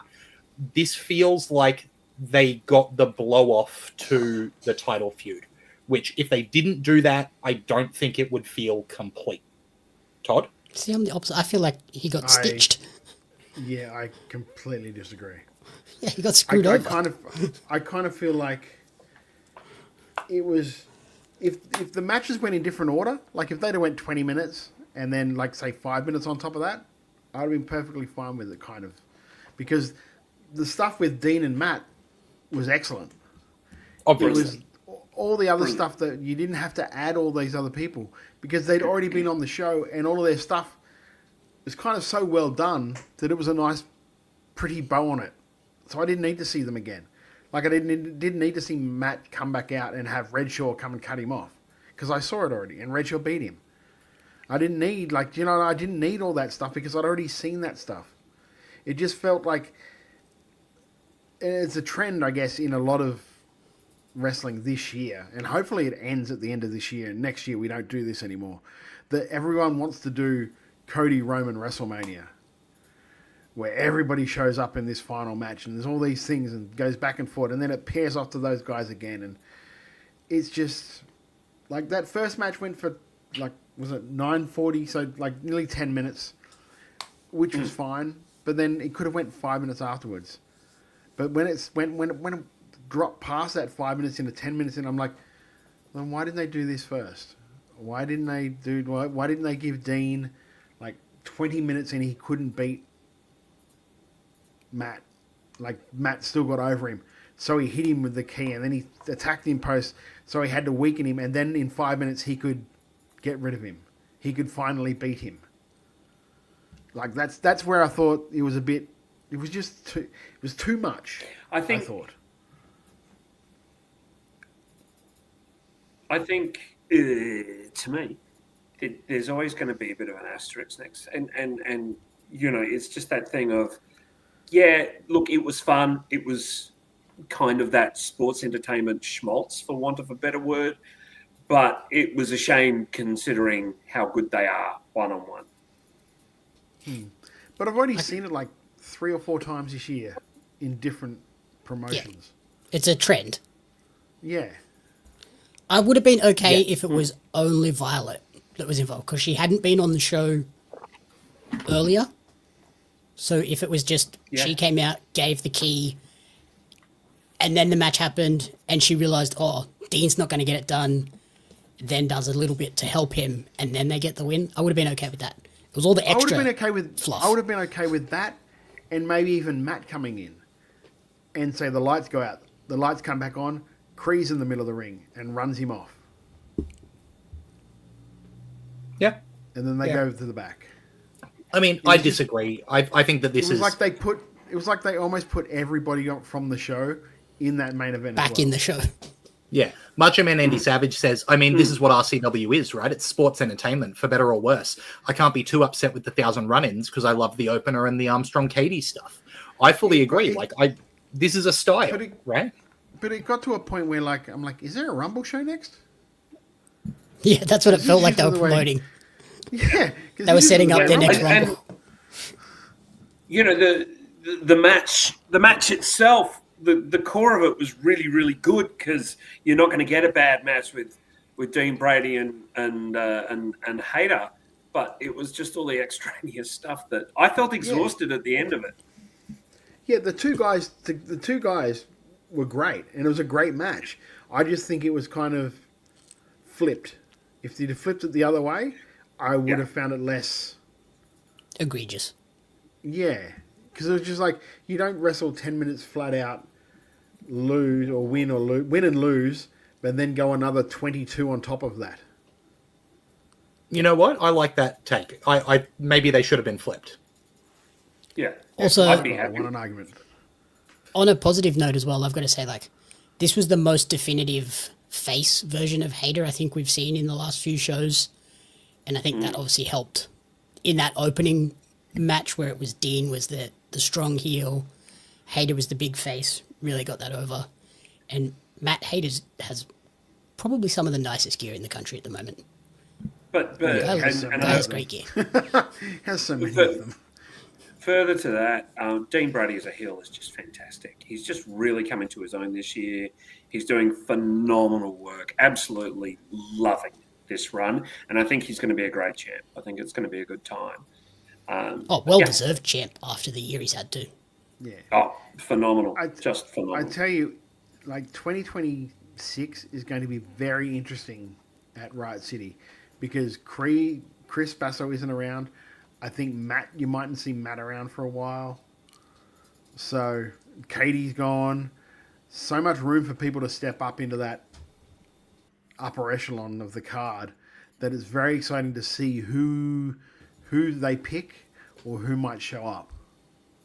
But it's interesting because they do have that young talent there. They've got a whole crop of young people.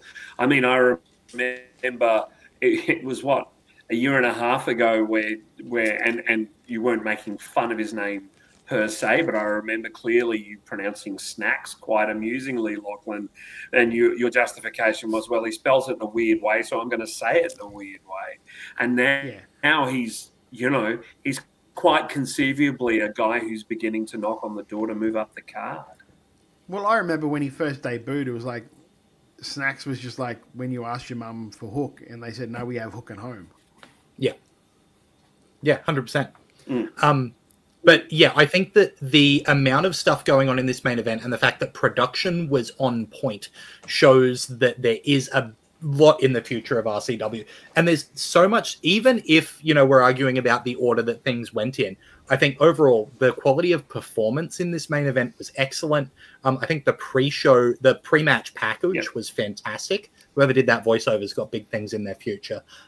This was a real main event, which I really enjoyed. So if you want to check out Battle for Supremacy 19, you can find it for free on YouTube. Head to YouTube, search for Riot City Wrestling, or click the link in the description of the audio podcast here. Yeah, do go and check it out too, because it's their big show of the year. It was done very well. There's not really a match that disappoints on this show. Every match kind of held up. No. The fact that when I'm looking at it and I look at the Dean Brady match, the points that we kind of picked on, the match itself was still really good. Braxton and Sigma, great match. Like a match you wouldn't have even thought going into it. You looked at Red Smash and Kit and you're like, okay, that's a nice little that's like a mid-show match of it's like after intermission type thing. Yeah, you watched it and thinking about it as we kept going through it just reminded me of young, early ECW, Van Dam, Jerry Lynn. Two dudes that were out there really trying to prove themselves to the rest of a roster. And that's if you want to watch what could be very much the future of Riot City Wrestling, those two guys could be it for sure. Yeah. I couldn't agree more, Todd. This was a great show. Top to bottom, I really, really enjoyed the show and the action. Just a tremendous, tremendous show with a good ending. The ending was definitive and it was good. Yeah, absolutely agree. And look, just quickly, Bloody DJ in the chat saying, I get asked what I would do if I could change anything at a show. And the answer is always a good balance of matches with monthly or 6 weekly shows. It can't be too heavy or light and comical and starting at the advertised time. It's hitting those points, getting the show through those lines, and Macho Man Andy Savage. Sometimes idiots set off fire alarms and you can't start the show on time. So it's that's very true. Happen. Swings and roundabouts. Can't avoid that. Hi, Anthony. Hopefully it's just a drill and you can return to your normal activity. Macho Man Andy Savage says, if I had my $10 million Australian wrestling company to build from scratch for a TV show, I think Hater and Grimm would be among the first 4 men I'd pick. Yeah, big names there. But yeah, this was Riot City Wrestling's big end of year show, and believe it or not, there's a couple more of those coming up in the next couple of weeks. First off, December 7th, this Saturday at the Melbourne Pavilion is MCW Endgame. What's that, Jeff? Sunday, sorry, December 7th. Ugh. December 7th, Sunday, MCW Endgame at the Melbourne Pavilion. Tickets at mcwtix.com.au. 700 of those tickets have already sold, so there's only select seats and standing room left. So get on it now for Sunday if you want to get there. Sweet. Because it's going to be a stacked show. You've got the MCW Tag Team title ladder match with Water Rapids defending against both the Natural Classics and the Dropouts. You've got the Fight for Freedom with Lucky O'Leary versus Lucas Fantasia. You've got the MCW Intercommonwealth title with Adam Brooks defending against Ricky South. You've got Jarvis and Tommy Knight one-on-one. You've got a 15-man battle royal. And then for the vacant MCW World Championship, a four-way match with Robbie Thorpe, Matt Hayter, Slex, and Edward Dusk all vying for that vacant title. Huge. Also, Katie Lux and Shay. We didn't mention that. Katie Lux and Shay have been added. Oh, excellent stuff. So getting that women's representation in there too.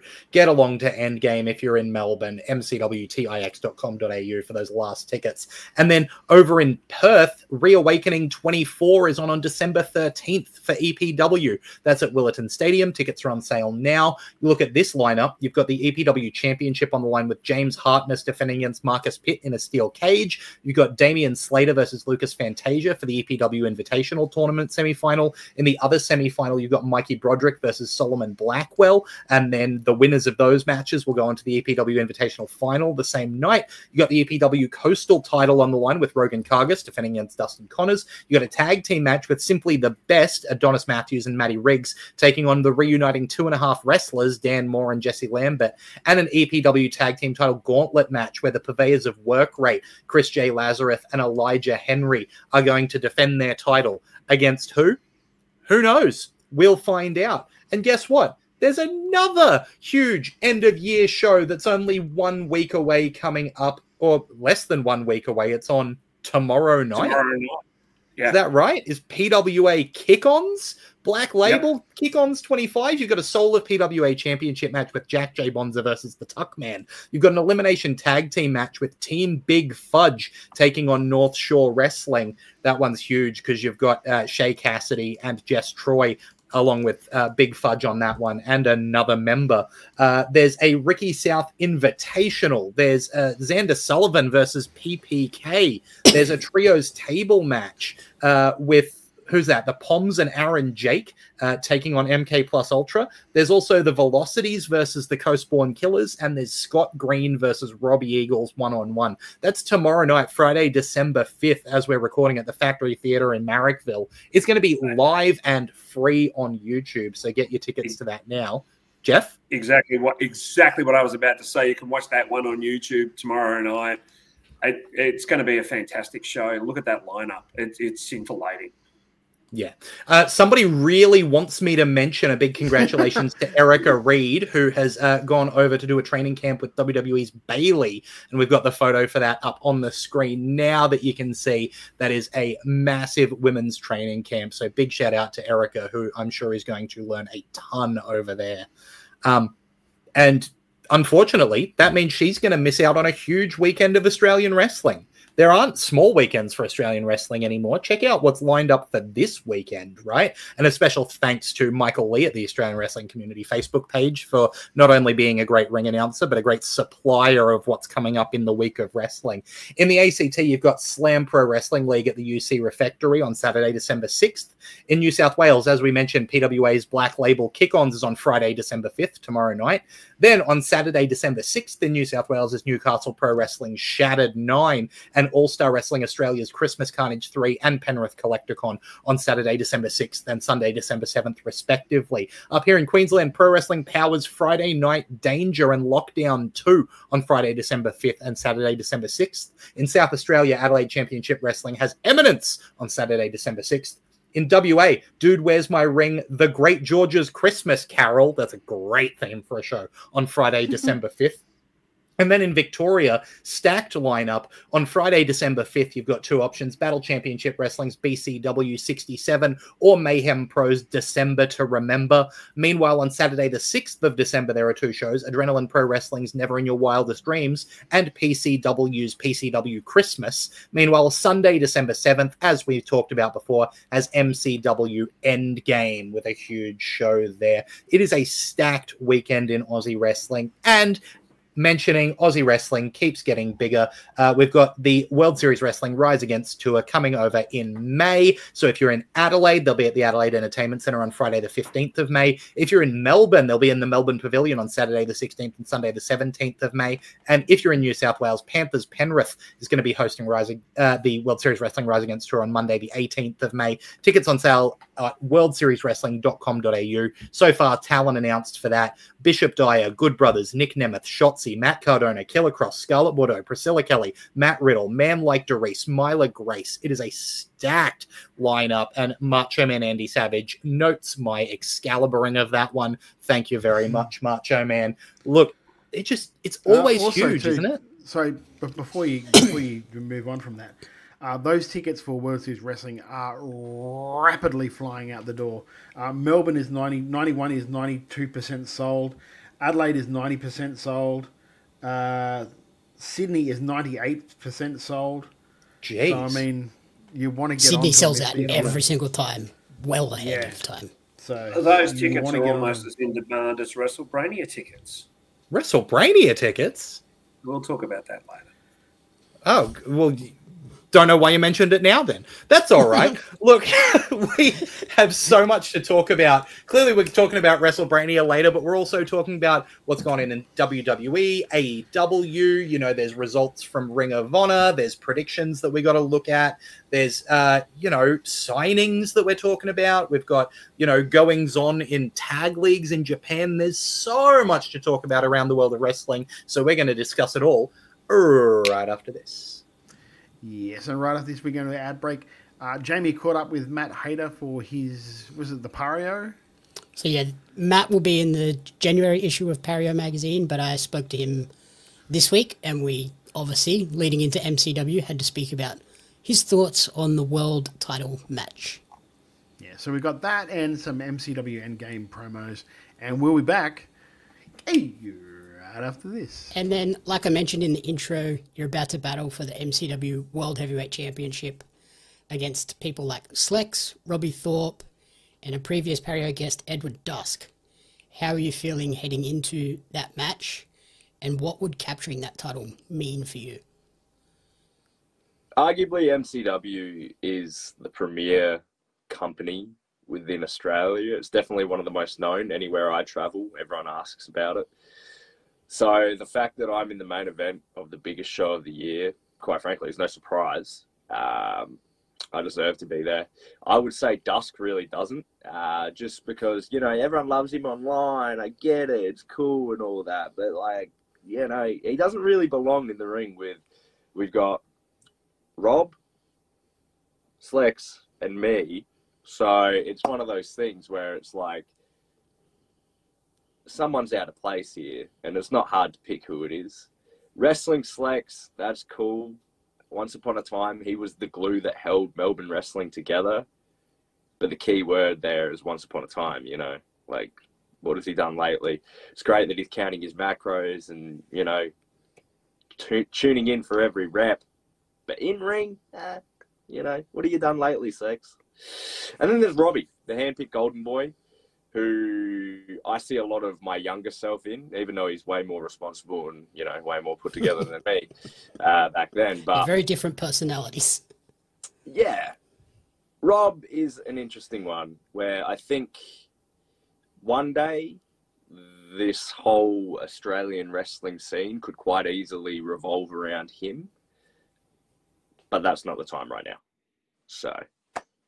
Fair enough. And what would, if you were to come out victorious, what would winning that belt mean to you, given that you've essentially held every title in Adelaide and a few other states as well?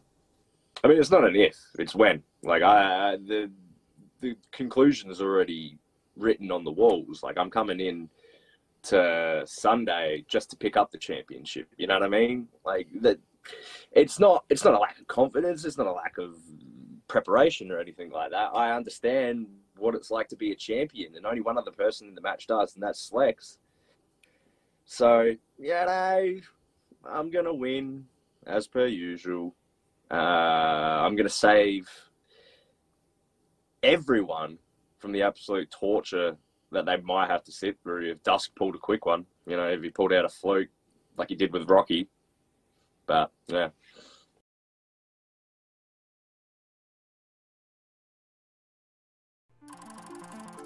At Endgame 2024, I made a decision.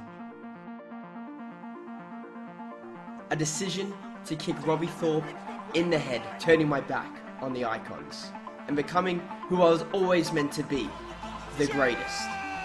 At the end of the day, through 2025, I'm going to go through the Icons. And I did just that. At Anniversary, I shot Rocky and his old bald head up. At High Stakes, I defeated Robbie Thorpe and made him #1 in the Ballroom Brawl. But since then, I've hit roadblocks. Failing to win the Ballroom Brawl. And you're right, Tommy. At Fight to Survive, I did fail my team as captain. But maybe, if the big baby didn't want to have a sook and spear me on the stage, I could have won that match for us.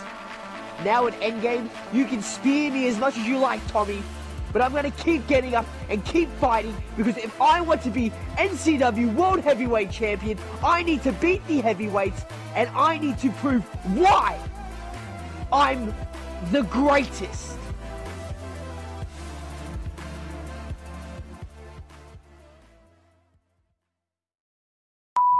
Bro, do you know where Ryan is? I don't know.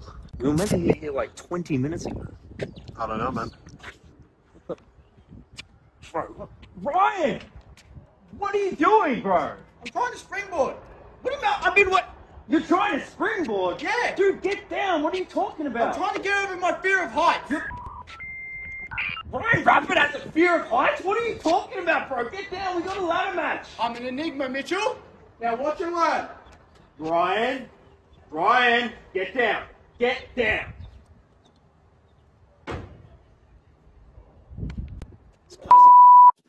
Ready? You ready? Ready. Not gonna jump off anything? Can't promise anything. Can't promise. Hey, look.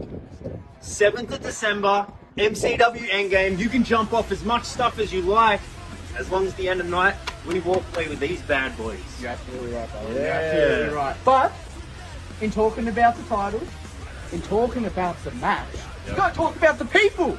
The people who are facing us to try and take our championships. Because boys, look, dropouts, we love you, but there is no way you are coming into our home and taking our championships. You got to remember, this M doesn't stand for mullet. Nope. They're staying in Melbourne where they belong. That's right, Philippe. You think I forgot that you smacked me in the skull with a bulletproof vest? You messed with the wrong boys. This is our match. This is the same building we won these titles. And boys, you're stepping into the ladder match with the most electrifying, high-flying and death-defying tag team in Australia, the Water Rapids. When I said I wanted the weight of the world on my shoulders, Robbie, you compared me to Sisyphus, cursed to push the boulder up the mountain forever. Because that's all you take from that story, right? The curse of struggle. Because to you it's a punishment, to you it's something to run from, to be afraid of. That's why when you talked about sacrifice, it didn't ring quite true, because a sacrifice only carries the weight of what it means to you. And you've shown time and again that nothing means more to Robbie Thorpe than Robbie Thorpe. And that there is nothing and no one you wouldn't cast aside to get to that ending that you are owed, because you were chosen. And yet for all that talent, for all those gifts, you look down on me. You think lesser of me because I struggle. But I know what separates us is what makes me real. Because I've done things I can't undo. I've lost things I'll never get back. I have suffered, but I have endured.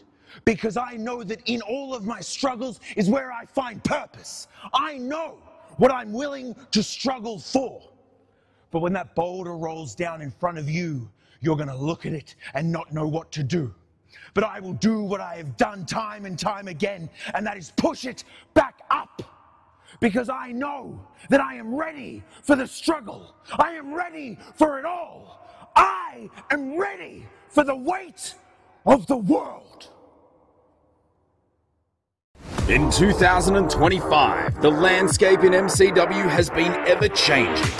New champions have reached the mountaintop, while others have had their time cut short. Former champs have returned to past glory, and new challengers lurk in the shadows. Live from the Melbourne Pavilion, MCW does it one last time. This is Endgame.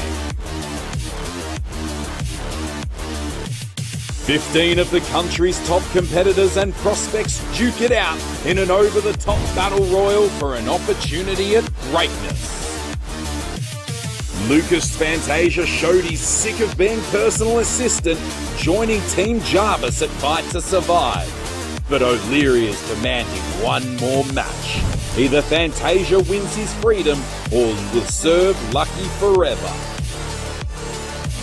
All of Shay Cassidy's hard work to become #1 contender was ripped away by Katie Lux, who refused to sit on the sidelines any longer. No more cheap shots. Shay gets Lux face to face. The tag team titles have been one of the most sought after prizes in all of MCW. And what better way to settle who is the best than a 3-way ladder match? 6 men, 2 titles hanging high above, an instant classic in the making.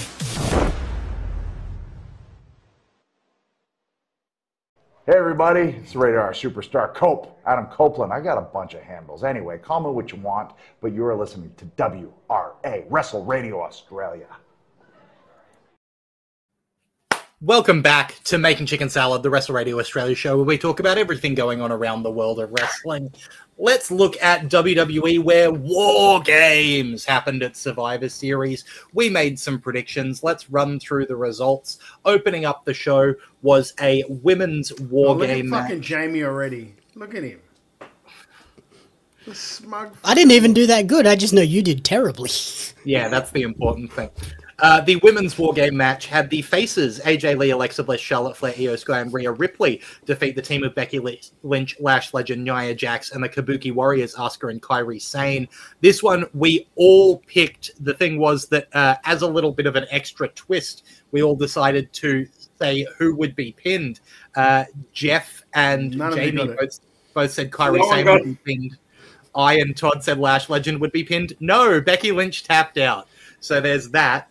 Then in an Intercontinental title match, Dominic Mysterio managed to defeat John Cena, as called by me and Jeff. Then in a Women's World title match, Stephanie Vaquer defended against Nikki Bella. You know he's angry when the grammar Nazi comes out.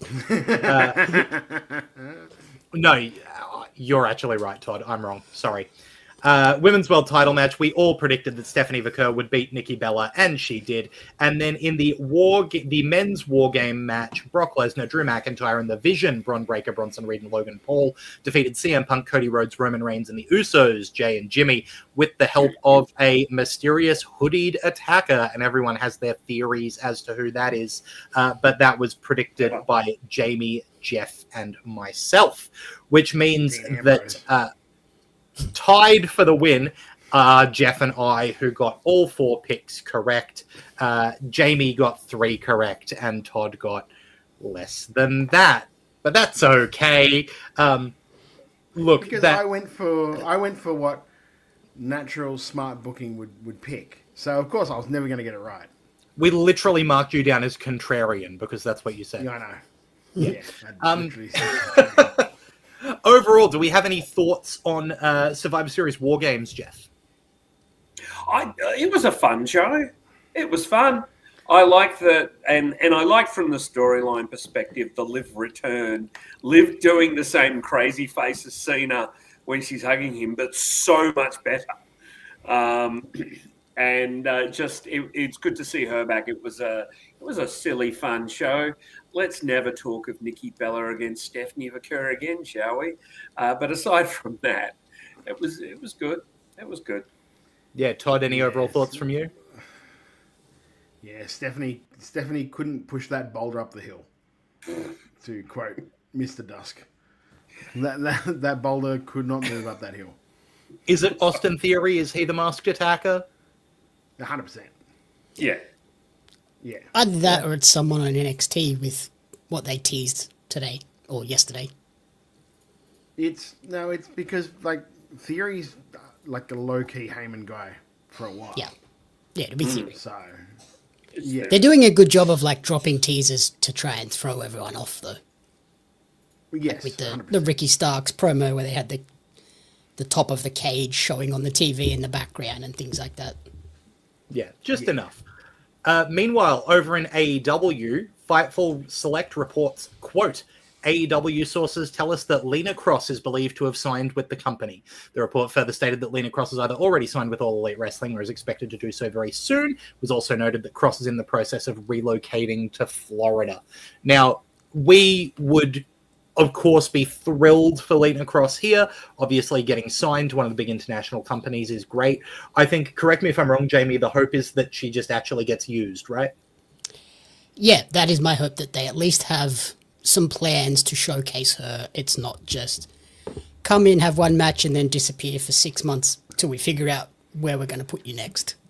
Oh, they always have plans to showcase them for the first 6 weeks, and then she's stuck at catering next to Camille. Have they of recent, though?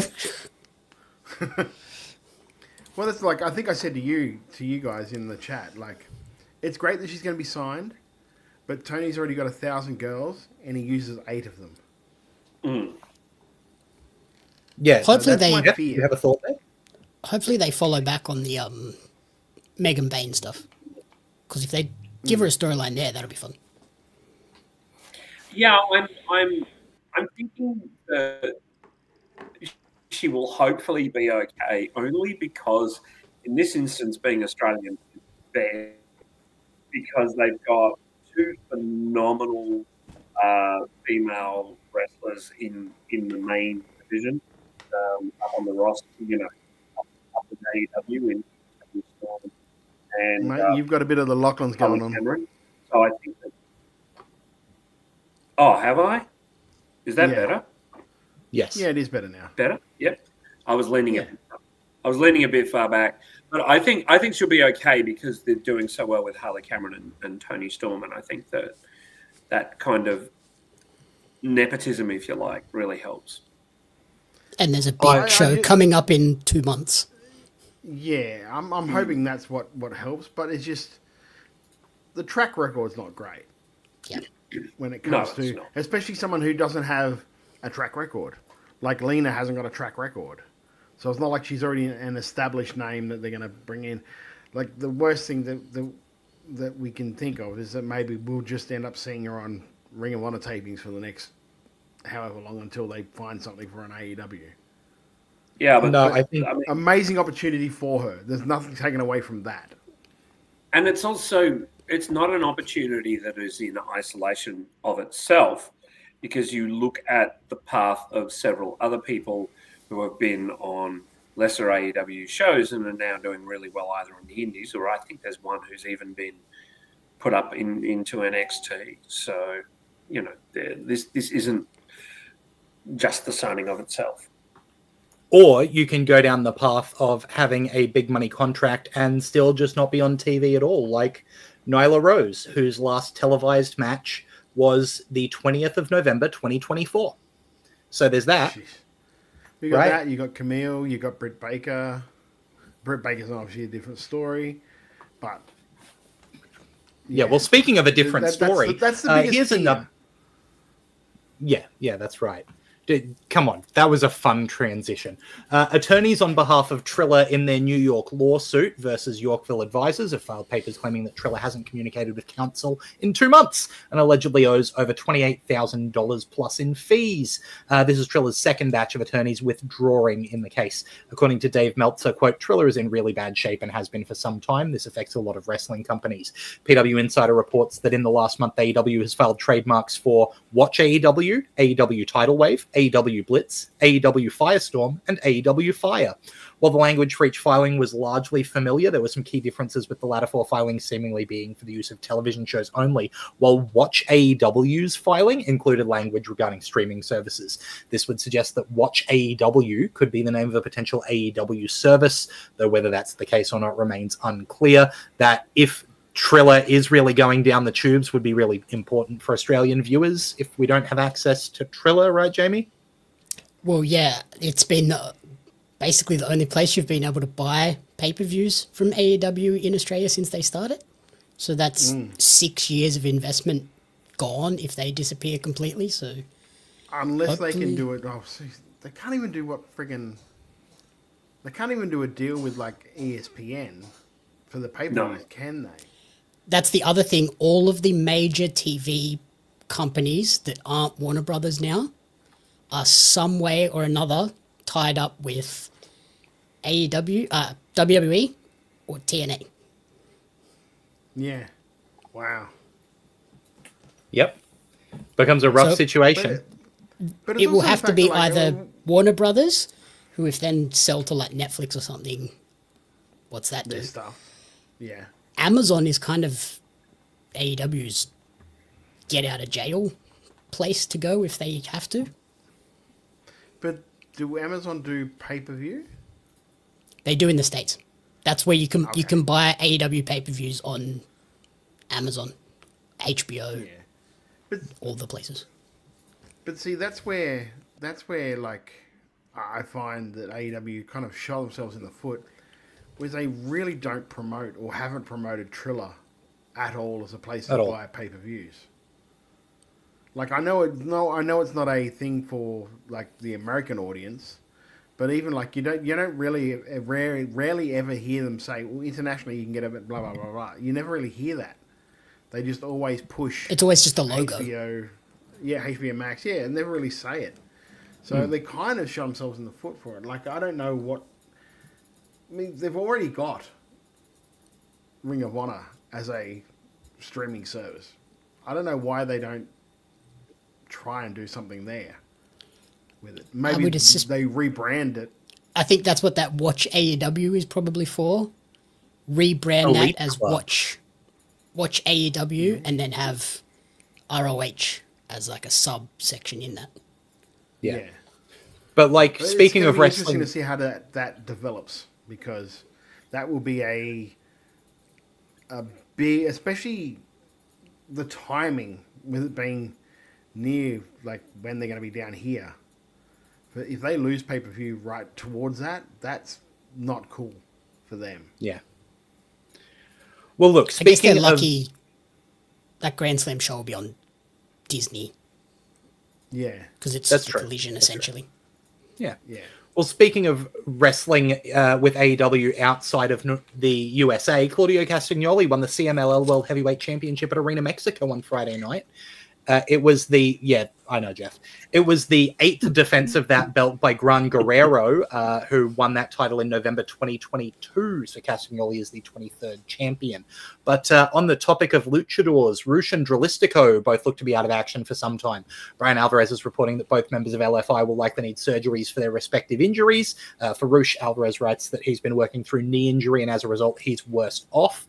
Rush was scheduled to face Bandito at Final Battle, but he was replaced by a survival of the fittest match. As for Dralistico, he suffered an injury to his ear in 2 different matches. Like his brother, he tried to work through his injury, but he was eventually unable to.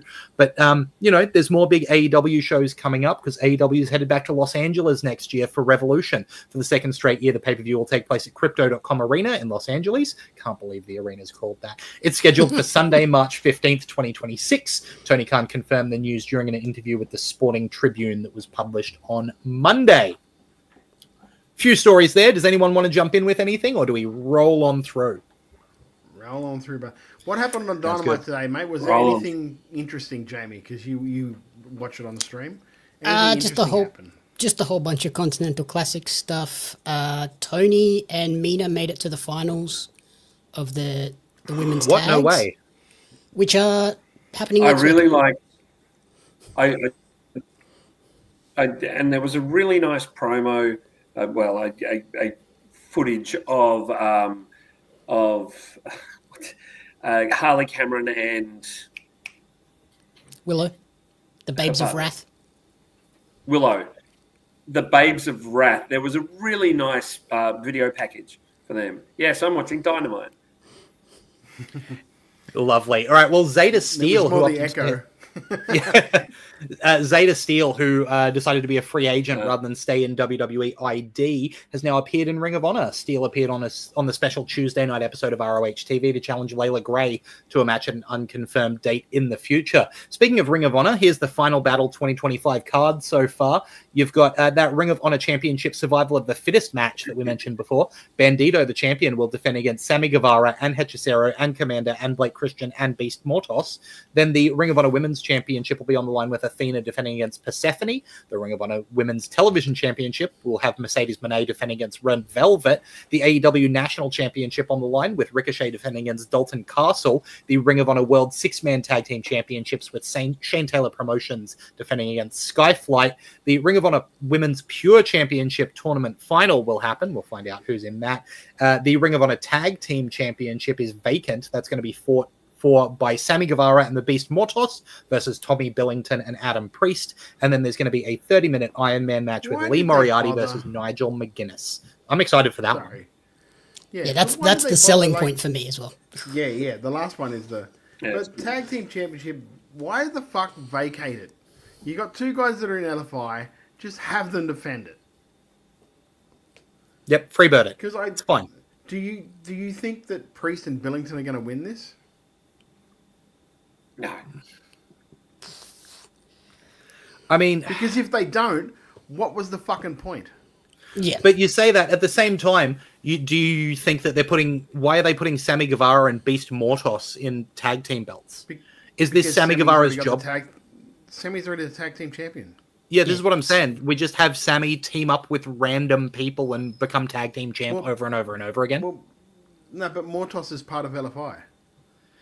Yeah, I know, but what I'm saying is it just seems like we keep throwing tag belts on Sammy Guevara and some other guy. Yeah, it's dumb. Yeah. But then also, why are they booked in for this? It's like, and his partner got injured. So it's a faction thing. That makes perfect sense to me. Why vacate it? That's a different fucking story. Yeah, that's the question. Why not have them as defending champs? Yeah. And that makes no sense to me. Unless fucking Billington and Priest win it, that is a stupid fucking move. Yep. Yeah. And then also the whole selling of this thing is Moriarty and McGuinness. Like, I'm going to subscribe to Ring of Honor just to watch that match. Yep. And also, Jeff, why any thoughts LFI before we move are on working double duty? Yeah, they are too. Yeah, that was what realized. I'm kind of. Yeah, that's not cool when you've got 6,000 people on your roster and you've got two workers working up. Sure. My Tony Khan booking call. Oh, fair enough. I thought we broke that. So yeah, just a bit disappointed that there's two workers who are on there multiple times. Yeah, like if you were going to vacate those titles, chuck the Outrunners in there against Billington and Priest. Yeah. Yeah, it's ridiculous. Anyway, turning our attention to another company. Is it on Saturday? It'll be Saturday for us. Yep. Saturday, about lunchtime. I'll actually watch it. Thanks, guys. Back to you. Well, AMC Networks and TNA Wrestling announced Tuesday that they've set a multi-year agreement to bring TNA's flagship weekly television show, Thursday Night Impact, to AMC, beginning in January 15th with a live show taped at the Curtis Culwell Center in Dallas-Fort Worth Metroplex. AMC will feature Thursday Night Impact as a 2-hour block every Thursday from 9 till 11 p.m. Eastern Time. The program will also be available on AMC Network's streamer AMC Plus. The switch to AMC, TNA clarified, will not affect the TNA Plus streaming platform. Users will be able to view TNA Impact on both AMC and the promotion's streaming site. The new television deal with AMC will also not affect TNA Wrestling's ongoing partnership with WWE. This just seems like good news. Yeah, somebody tried to spread the rumor that this effectively ends the partnership, and WWE were very upset this had happened and blah, blah, blah, which was not the case at all. And in fact, I think Carlos Silva said, WWE are kind of the reason why we were able to get this deal. Yeah, they kind of helped us. They put us in touch with the right people. Yeah. Yep. Moving over to Japan now, or not moving over to Japan. Ooh. An article by Trish Spears of the Social Suplex published this week notes that New Japan Pro Wrestling had interest in bringing Shinsuke Nakamura as Tanahashi's final opponent, but several factors led to Okada being booked instead. According to the report, Nakamura requested his release from WWE so that he'd be able to wrestle Tanahashi at Wrestle Kingdom. Even though Nakamura has a clause in his contract that allows him to wrestle for other companies in Japan, being released from WWE would mean his match against Tanahashi wouldn't create political issues stemming from New Japan's partnerships with CMLL and AEW. Meltzer mentioned that while New Japan using a WWE contracted wrestler could hurt its relationship with AEW, it could also be damaging to its long-standing partnership with CMLL. Quote, their longest partner is CMLL, and CMLL is now in a war with WWE and AAA in Mexico, with WWE owning AAA, Meltzer said. If they used Nakamura and worked with WWE to put a WWE guy in the main event of their biggest show of the year, then it's kind of a slap in the face of both AEW and CMLL, and that's not something they were willing to do. I think it would have been cool to see What he's saying Nakamura. there is that CMLL and AEW blocked that as an idea. Yes. Right, so it's like the idea that New Japan wants to work with both AEW and CMLL especially is a rival full-on head-to-head with AAA that is WWE now. So they had the biggest problem with it, is what it sounds like. That makes a lot of sense, because like that Mexican wrestling stuff is no joke. Yeah, there have been a handful of people who have worked across both companies over their careers. Like, if you jump ship, you are jumping. It is WWE WCW style. They are opposite sides of the fence. Yeah. Yeah. So, yeah. Any other thoughts before we move on to? Look, we've got some. Quickly, let's talk about World Tag League, I guess. We've got a couple of teams mathematically eliminated from A block, so just quickly to run through that. Yujiro Takahashi and Chase Owens and Taichi and Satoshi Kojima have both been mathematically eliminated from A block on 0 and 2 points, respectively. In that block, you've got one team on 8 points. That's Yota Tsuji and Gabe Kidd.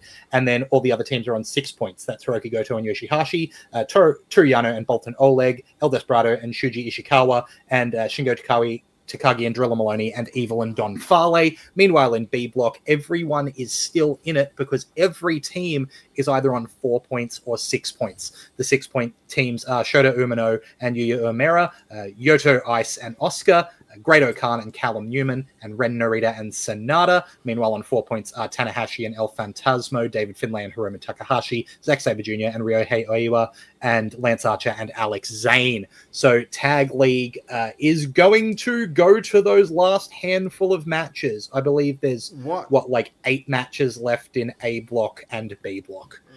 2 matches for each team, I think. What was the point of putting Chase Owens in this fucking... So that everyone else could get a win. Yeah, no shit. Hey, he could still beat Kojima. That's true. He can still get a win, I guess. Yeah, they could still go to 4 points. They're still mathematically eliminated, but... Mate, at the moment, he couldn't beat a drum if they put a stick in his hand. Look at him. Fucking hell. What if he beats Despy? That'd be good. How far has Taichi fallen? Like, he was putting on bangers not 3 years ago, and now it's like... Now he's dragging Kojima through matches, yeah. Yeah. He beat Hiroki Goto. He did. He's a good wrestler. It's a really sad. We never did our predictions. These, did we? No, we didn't do our predictions. No, I think it's too late now. Oh, it's way too late now. I'm going to predict Chase Owens and Yujiro Takahashi. Okay. To what? Good picks. To what, mate? To what? To Yeah. what? For last what? place. Will they even be invited to the last to the one? I don't think they will. They're gonna get like the plan's gonna send them to the wrong address at this point. Yeah, I wouldn't surprise me if they lose one by forfeit because they couldn't find their way to the ring. They have been absolutely shit. And speaking of, the show's named for two things that we talk about: chicken salad and chicken shit. What we loved and what we hated this week in wrestling. Let's kick it off with some chicken shit. Jamie, what didn't? What? Hang on. Huh? Oh, hang on. Here we go. Shit. Chicken shit. Chicken shit. Jamie, what's your chicken shit? So today on Dynamite, we finally found out when the AEW Women's Tag Team Title Tournament Final was going to be. And we found out by a graphic at the bottom of the screen during a match that it's happening next week on a show that also has more C2 matches and a men's world title match. So it's just not even going to main event. It's going to be a random middle of the show throwaway match.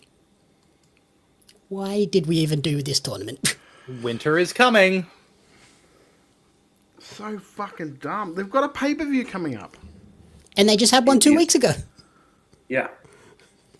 It is really bad. Uh-huh. Jeff, what's your chicken shit for the... Yeah, there it is. Thank you. Jeff, what's your chicken shit for the week? Stephanie Vaquero against Nikki Bella. I mean, Nikki just looked terrible. Taking that devil's kiss, she had no sort of force behind it. She made Vaquero look bad, if it's possible. And the stare that Vaquero gave her at the end of the match was really, really good, because she was just looking at her going, you are a piece of... You are not good in ring. I think there was one when was she terrible. was like attempting that devil's kiss, and like Nikki wouldn't get up on her knees for it. So... Mm-hmm. Macho Man Andy Savage has his shit. Stopping in the middle of a War Games match to redo your entrance. Arn Anderson wept. They were tears of granite. Thank you for that. Thank you for that, mate. Spoiler, stolen. Todd, what's your chicken shit? Andy Macho Man Savage says that is my fucking... It wasn't me. Jesus. The amount of times that for a shot. Jeff steals it, and this time it wasn't. And I'm like, no one will pick that because it was a fucking... But no. Old mate fucking can finally hit a button, now decides to do it. Yes! I agree, that was a dumb spot, though. Yeah, fucking so dumb. Like, you gave up the advantage of... And can we also, like, my chicken shit is, can we also just let's just fuck off this match where, like, the winner gets the advantage. Let's just always have heels have the advantage. Yeah. Yeah. Because it just doesn't make sense the other way. Mm-hmm. It's just so stupid the other way. Like, and that was me just, like, grasping at a chicken shit because my last one got stolen. But yeah, hopefully that fucking is the end of the whole yeeting between, because we saw the almost heel turn, the start of the Chris Jericho heel turn this week on Raw. Yeah, just so I can just imagine Punk in the ring just going, "What the fuck are we doing?" Mm-hmm. No, he liked it. He got to War play the chair as a guitar. Yeah, this is War Game. Yeah, Dusty Rhodes would have like dug himself up, killed himself, and went back down again. Watching that, I'm surprised Cody didn't go. Yeah, this doesn't fit. Yeah. What are we doing? Wild Angel's chicken shit was the amount of people convinced that the hooded figure at War Games is Seth. Why? Yeah, why would Seth come back to join the group that betrayed him, stay covered up and not take the glory, do a stomp despite being injured? Why any of it? Yeah. Yeah. Yeah, none of that makes sense. That's the dumbest thing. look, I don't like that it's going to be Theory. I think that I'm not a particular Austin Theory fan. I could, you know, there are many better things. Okay, who would you pick then? Javon Evans. That would make no sense. Yeah, Javon doesn't have to make sense. It'd be better. He's the most popular fucking guy on the NXT roster. Why would you bring him in as a heel? I mean, my answer would be Oba. Oba would be brilliant as part of the Vision. Like, because they're all big, beefy guys. You have the biggest, beefiest, futurist guy. Like, but it's clearly not. Yeah, I just see, the problem with that is, like, factions kind of need variety. Yes. You can't have everyone be a monster, otherwise nobody stands out. Yeah, Wild Angel says that their hooded figure would be Montez Ford. Right? Like, he's due a heel turn. Right? Ethan Page would have to work. do that on his partner. Yeah. But then is that also I don't know. Make I it would great say for Carmelo. What they're doing. Because, like, Mello has, like, just kind of fizzled a bit. Yeah. Yeah. But that's And the he can thing, like, talk, he if can you- do all that sort of stuff. If you were going to do that, then you would have taken Mello off TV a while Weeks ago. ago. Yeah. Yeah, very true. You haven't done that. Yeah, look. And look, if they can find if they can find the Austin Theory that was in Evolve, then they'll have something. Because Evolve Austin Theory was the guy everyone's like, well, this is the next dude. Mm-hmm. Yeah, my chicken shit is stories that go nowhere. Like, I know that, like, I didn't have much this week, but the thing that pissed me off was then they had this episode of Raw to follow it up, and Adam Pearce sent someone to go find out who the hooded figure is, and the result is we don't know who the hooded figure is. Well, Great! Investigations. Thrilling television! Investigation continues. Yeah, and so what You piece can't of be evidence, fucking what Cash movement have we Pateling it gotten? going, we found this guy and that's him. And then, hang on, no, that's not him, we'll go somewhere else. No, but literally, let's Don't put do it past that. that company. Let's find out that it's. Let's find out two people that it's not. Right? Let's literally have segments backstage where we're investigating individuals, and then we find out that they've got some reason that it definitely wasn't them, so that we're starting to cross suspects off the list, rather than, yeah, I asked around and no one knows. It could be anyone. Yeah, Like, yeah. At least why have am I- like, I was at Chick-fil-A. Yeah. Why am I getting the vibe of Leslie Nielsen at SummerSlam? Yeah, thank you. Yeah, you are as well, Todd. Us old men are against this shit. I don't know if Remember when the Muppets were the you- guest host of Raw? That was excellent. Yeah, I was going to say, you're way too old for that. There was a time there on, I think it was Raw, where Leslie Nielsen was looking for The Undertaker. I'm going to Naked go Gun and watch style. that, like, immediately. Naked sounds Gun brilliant. style, Frank Drebin investigating, looking for The Undertaker. Why didn't they do that on Raw? I mean, other than Because it's a Leslie bit difficult to Nielsen has get been Leslie dead Nielsen for at the a moment. long time. But could have other than got- that, They could have got the guy from Liam Neeson. the Liam no, the guy from Knives Out. Benoit Blanc. They could have had Benoit Blanc, and it's a Netflix tie-in promo. Oh, I would have. Can you really see Daniel Craig doing that? No, not a chance. But they could have a guy dress up like him and pretend. Wake Up Dead Man is really good, by the way. I don't think it's. I think it's probably the weakest of the three, but I think it's really good. The weakest in that trilogy. Did you guys go to the cinemas to see it? Yeah. I hate you. Motherfucker, you And go speaking and of- see everything. Shut up. Speaking And of generally things for that are free. Exactly. Speaking of things that are really good, it's time for our chicken salad. We'll jump in with Wild Angel, whose chicken salad for the week was Grand Theft Iguana. Needed that after a tough week. Jamie, what's your chicken salad for the week? So it happened on one of the shows we reviewed today. The pure shock and awe that was on Layla and James's face when they were seemingly surprised to be told that they were debuting on the next RCW show. Like, Layla looked legitimately stunned that that had just occurred. Yeah. Yeah, really nice moment. Yeah. Jeff? Agreed. My chicken salad, and he's not as everywhere as he was. And I think without Vince in his ear, he's a much better commentator. But it was Corey Graves on NXT being so funny. So funny. And clearly just got the call at whatever hour, shot in, had a great time doing it, has good chemistry with Vic Joseph. And it's kind of a bit of chicken shit as well, because you're like, oh, we could have that every week. We don't need... Jeff, my chicken salad was not having to listen to Booker T on commentary this week. This chicken salad really is the bomb. Yeah. We don't need Booker T anymore, thank you. No, so there's a joint chicken salad there. Todd, what's your chicken salad for the week? Is gonna I haven't really had. Actually, no, I will, but it's a personal chicken salad. It was at this past weekend up at Wide Bay. The main event was Adam Brooks versus Certified Puppy, and it was one of those things where for Puppy or JJ, it's one of those things where that is a test for someone stepping in the ring with someone like Adam.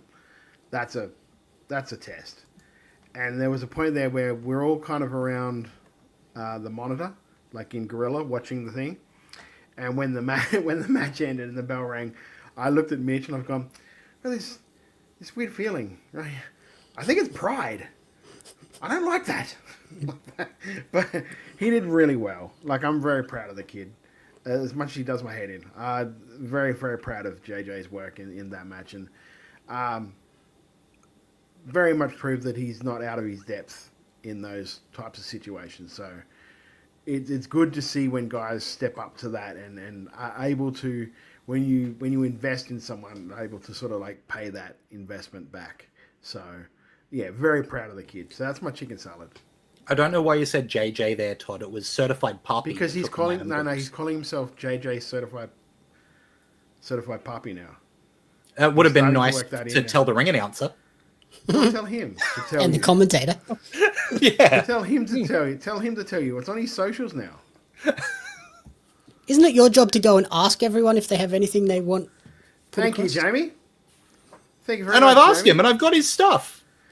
Actually, when did you ask him though? I have another chicken shit. Okay. Here's the thing, people at home. When an alarm goes off, even if it's a false alarm, maybe don't go and hit the fire alarm to try and stop it. Anthony.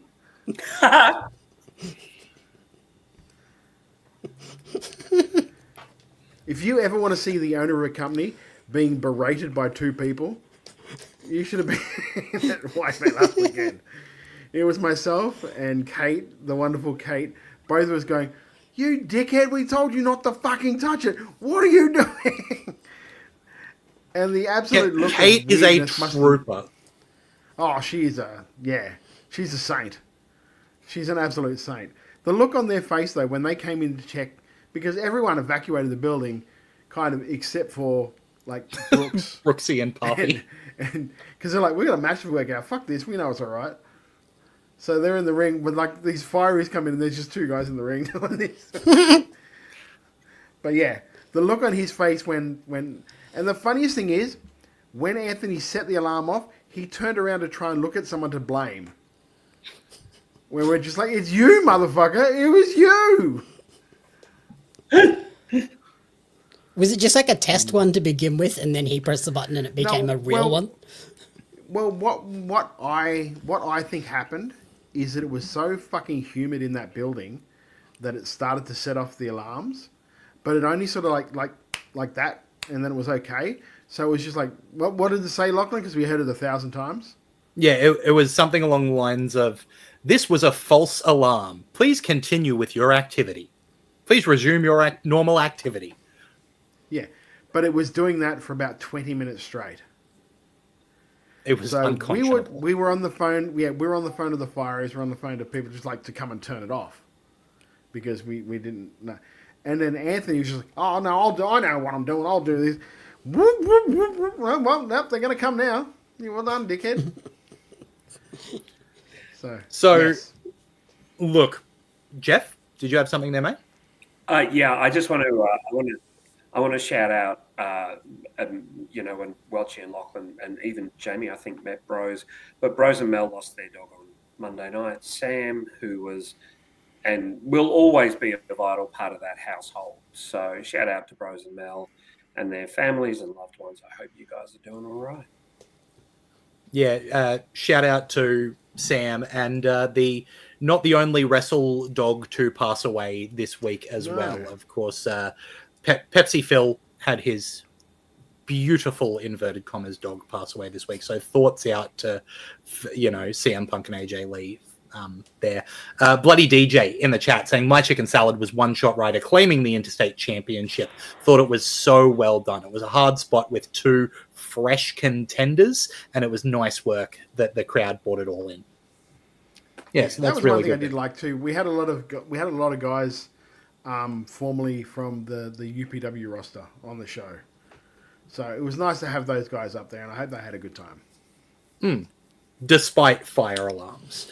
But look, the amount of shows that are going on, just in these coming couple of weekends, while everything should be shutting down, should be setting alarms off for you, because you should be thinking to yourself, how am I going to keep up with it? And there's an easy way to do it. It's to subscribe to Wrestle Radio Australia. It's free. You can do it on YouTube, Apple Podcasts, Spotify, Twitch, Podcast Addict, anywhere you get your podcasts. So you subscribe. If you're on Apple Podcasts, if you give us a rating and a 5-star review, really helps us to get into more ears. You can also grab merch from us. Wrestle Radio Australia merch is on Redbubble. The proceeds go to Beyond Blue and Gotcha for Life, two charities that support mental health here in Australia. Head on over to Redbubble, search for Wrestle Radio Australia. You'll be able to find the merch there. Another place that you can buy merch, not ours, but from wrestlers, your favorite Queensland wrestlers and wrestlers around the country, is at Kickout Merch, kickout.com.au for merch of all of your favorites. And if you're a wrestler who would like your merch on that site, you can contact Kickout Merch through their Instagram page. You can also follow us on social media. We're at Wrestle Radio AU on Twitter and Instagram. We're Wrestle Radio Australia on Facebook.